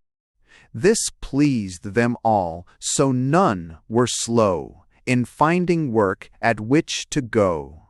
A stove that chance threw in their way was put in shape without delay. The level top, though incomplete, gave pots and pans a welcome seat, where stews could steam and dumplings found a fitting place to roll around. Some lengths of pipe were raised on high, that made the soot and cinders fly, and caused a draught throughout the wreck that door or damper failed to check. The robes who undertook the part that tries the cook's delightful art had smarting hands and faces red before the tablecloth was spread, but what cared they at such an hour for singeing flame or scalding shower? Their cakes and tarts and cookies fine, of both the leaf and notched design, were ranged in rows around the pan that into heated ovens ran, where in what seemed a minute's space another batch would take their place, our heart, while birds that had secured repose above the reach of Reynard's nose, without the aid of wings came down, to be at midnight roasted brown. They found some boards and benches laid aside by workmen at their trade, and these upon the green were placed by willing hands with proper haste. Said one, who board and bench combined, all art is not to cooks confined, and some expertness we can show, as well as those who mix the dough. And all was as the speaker said. In fact, they were some points ahead, for, when the cooks their triumphs showed, the table waited for its load. The knives and forks and dishes white, by secret methods came to light. Much space would be required to tell just how the table looked so well, but kitchen cupboards, 3 or 4, must there have yielded up their store. For all the guests on every side with full equipments were supplied. When people find a carver hacked, a saucer chipped, or platter cracked, they should be somewhat slow to claim that servants are the ones to blame, for Brownies may have used the ware, and failed to show the proper care. A few, as waiters, passed about new dishes when the old gave out, and saw the plates, as soon as bare, were heaped again with something rare. No member, as you may believe, was anxious such a place to leave, until he had a taste at least of all the dishes in the feast. The Brownies, when they break their fast, will eat as long as viands last, and even birds cannot depend on crumbs or pickings at the end. The plates were scraped, the kettles clean, and not a morsel to be seen. Ere brownies from that table ran,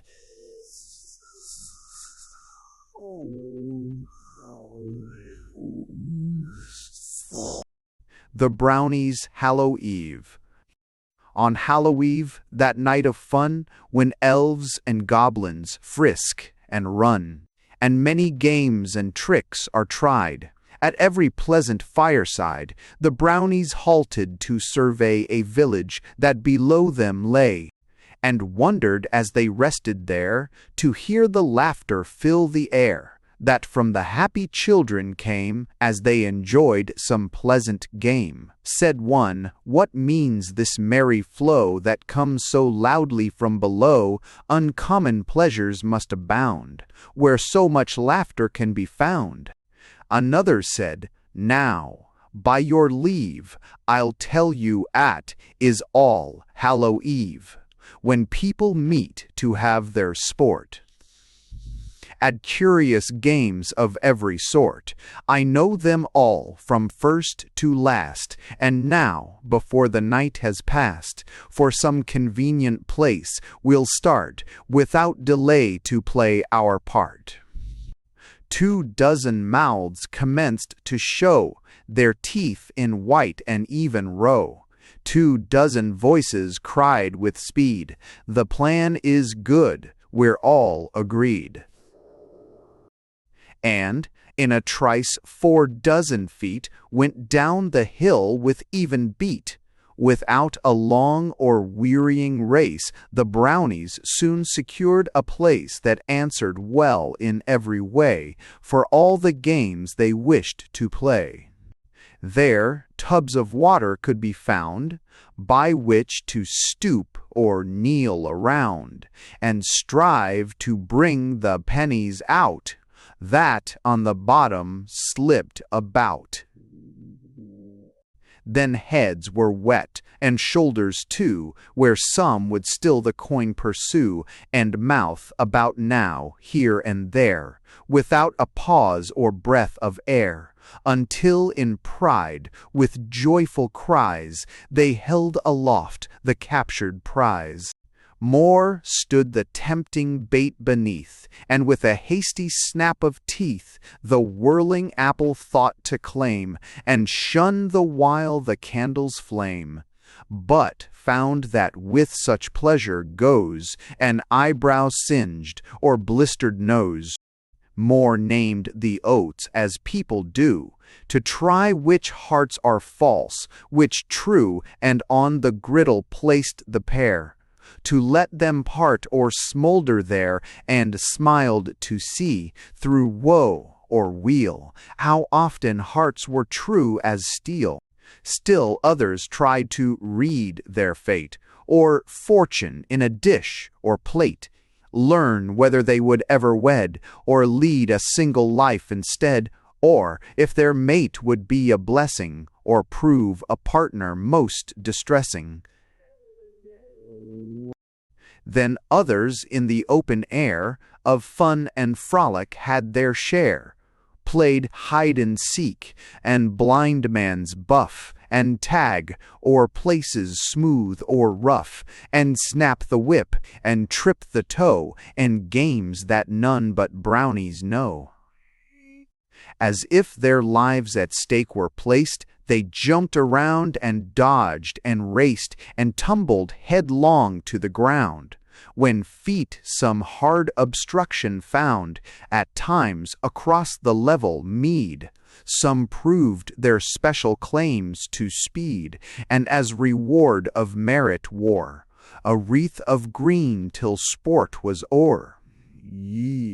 The hours flew past as hours will, when joys do every moment fill. The moon grew weak, and said good night, and turned her pallid face from sight. Then weakening stars began to fail, but still the brownies kept the veil. Full many a time had hours retired, much faster than the band desired, and pleasure seemed too sweet to lay aside because of coming day, but never yet with greater pain did they behold the crimson stain that morning spread along the sky, and told them they must homeward fly. The Brownies' flagpole. The Brownies through a village bound, paused in their run to look around, and wondered why the central square revealed no flagpole tall and fair. Said one, "Without delay we'll go to woods that stand some miles below." The tall spruce lifts its tapering crest, so straight and high above the rest, we soon can choose a flagpole there to ornament this village square.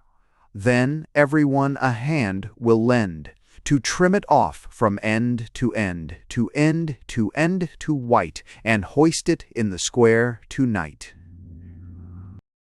Then to the woods the Brownies ran at once to carry out their plan, while some ran here and there with speed for implements to serve their need. Some rambled through the forest free to find the proper kind of tree, then climbed the tree while yet it stood to learn if it was sound and good, without a flaw, a twist or bend to mar its looks from end to end.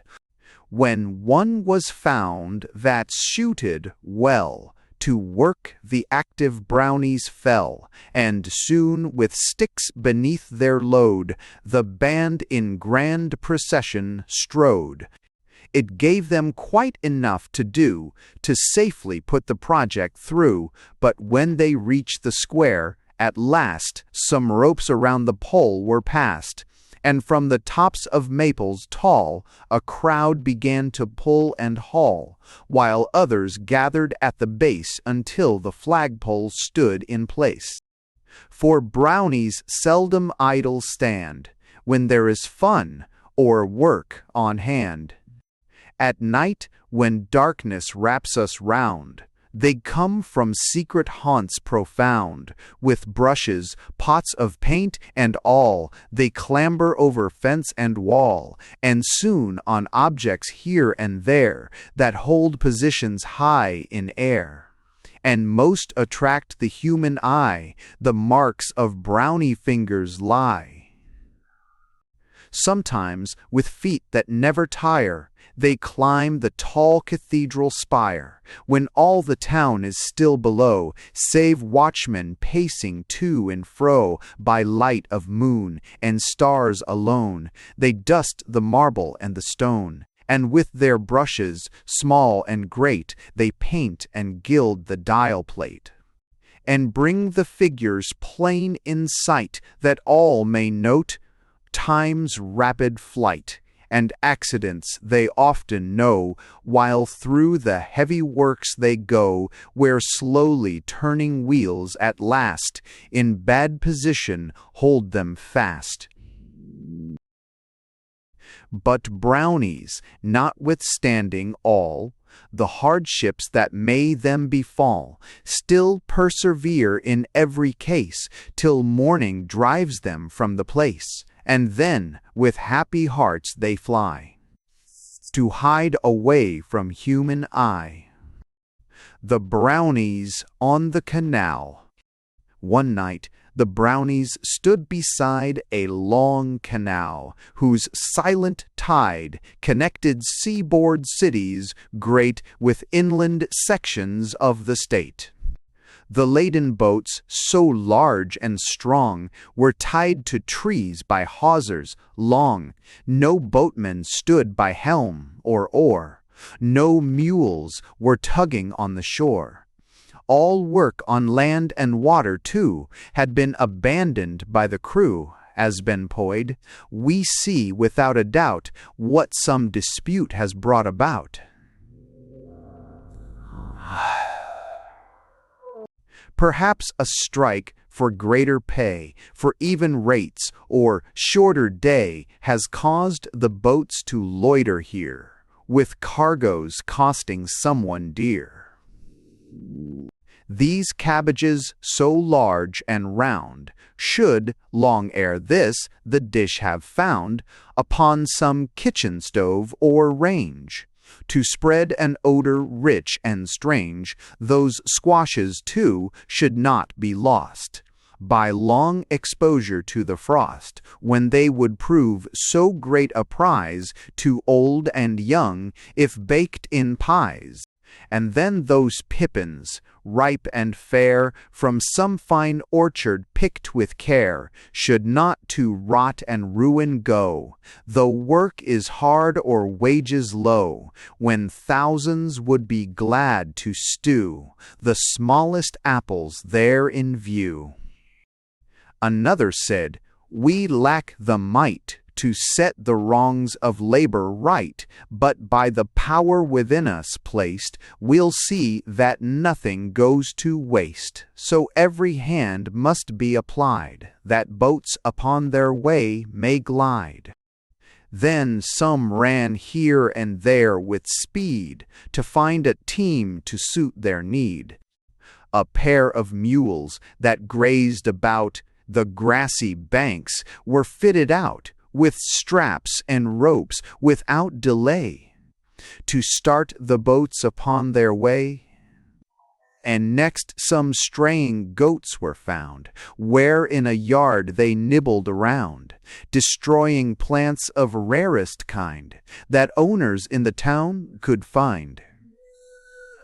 Soon, taken from their rich repast, they found themselves in harness fast. Then into active service pressed, they trod the towpath with the rest. On deck some brownies took their stand, to man the helm, or give command, and oversee the work, while more stayed with the teams upon the shore. At times the rope would drag along, and catch on snags or branches long, and cause delays they ill could bear, for little time they had to spare. With accidents they often met, and some were bruised and more were wet. Some tumbled headlong down the hold, and some from heaping cargoes rolled. But what care brownies for a bruise, or garments wet, from hat to shoes, when enterprises bold and new must ere the dawn be carried through? If half the band were drenched, no doubt the work would still be carried out, for extra strength would then be found in those who still were safe and sound. But once, when "Low bridge" was the shout, they stood and stared or ran about, till in the water, heels or head, some members of the band were spread. A few could swim and held their own, but more went downward like a stone, until, without the plummet's aid, they learned how deep canals are made. In spite of all the kicks and flings that fright at such a moment brings, through lack of art or weight of fear, it looked as if their end was near. The order now to stop the team would pass along with sign and scream, and those on land would know by this that something startling was amiss, and those on board could plainly see. And those on board could pee. By chance a net was to be had, that boatmen used for catching shad, a gill net of the strongest kind, for heavy catches well designed. Few shad against its meshes ran, but left their bones on someone's pan. This bulky thing the active crew far overboard with promptness threw.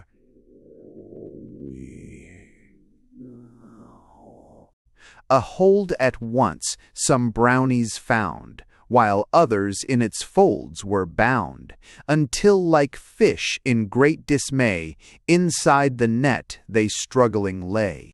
But willing hands were overhead, and quickly from the muddy bed, where shedder crabs and turtles crawled, the dripping net was upward hauled, with all the brownies clinging fast, till safe on deck they stood at last. Sometimes a mule fell off the road, and in the stream with all its load. Then precious time would be consumed before the trip could be resumed. Thus on they went from mile to mile, with many strange mishaps the while, but working bravely through the night, until the city came in sight. Said one, "Now, thanks to bearded goats and patient mules, the heavy boats for hours have glided on their way and reached the waters of the bay. But see, the sun's about to show his colors to the world below, and other birds than those of night begin to take their morning flight. Our time is up. We've done our best. The ebbing tide must do the rest, now drifting downward to their pier." The Brownies. In the studio. The Brownies once approached in glee a slumbering city by the sea. "In yonder town," the leader cried, "I hear the artist does reside, who pictures out, with patient hand, the doings of the Brownie band." "I'd freely give," another said, "the cap that now protects my head, to find the room where, day by day, he shows us at our work or play." A third replied, "Your cap retain, to shield your pole from snow or rain.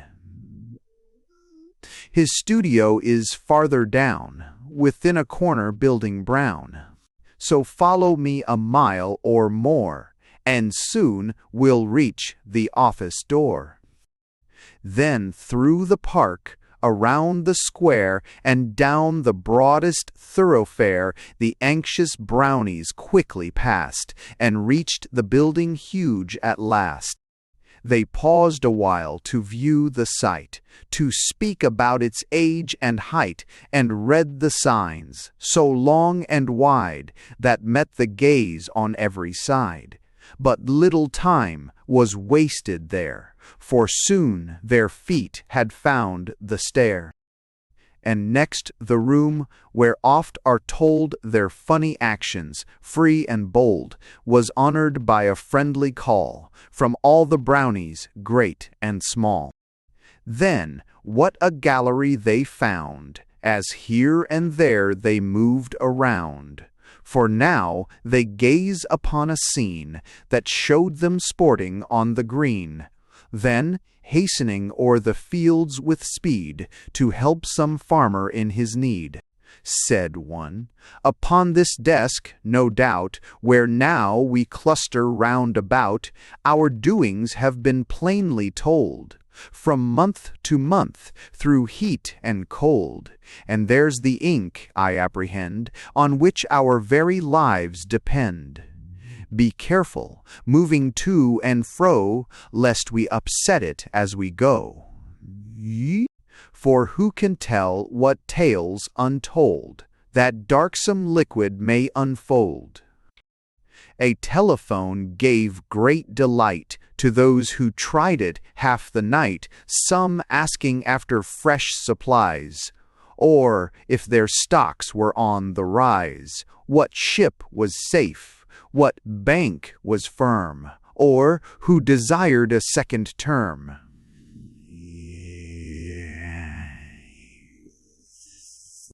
Thus messages ran to and fro, with "Who are you?" "Hello! Hello!" and all the repetitions known.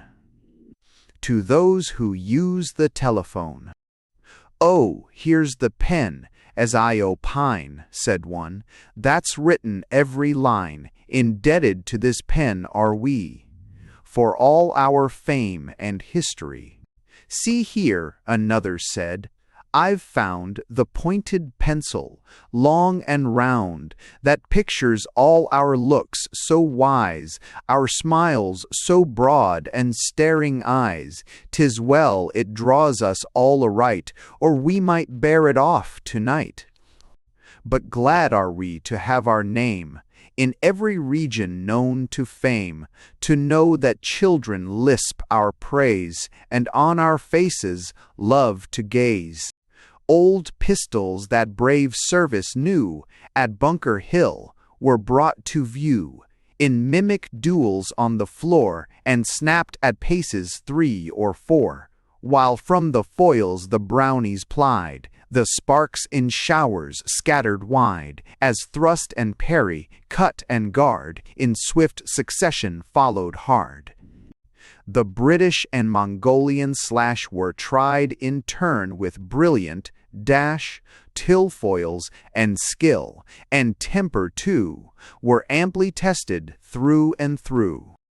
They found old shields that bore the dint of spears and arrowheads of flint, and held them up in proper pose, then rained upon them Spartan blows.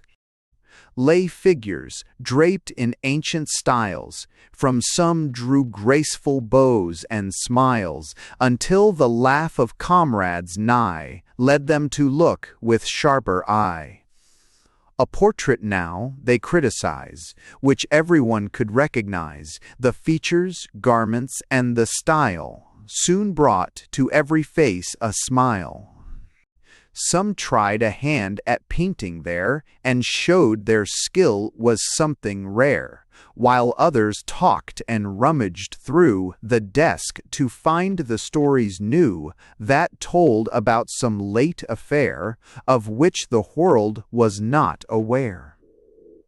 But pleasure seemed to have the power to hasten every passing hour, and bring too soon the morning chime, however well they note the time. So down the staircase to the street they made their way with nimble feet, and ere the sun could show his face, the band had reached a hiding place. Thanks for listening to another Brownie book by Palmer Cox.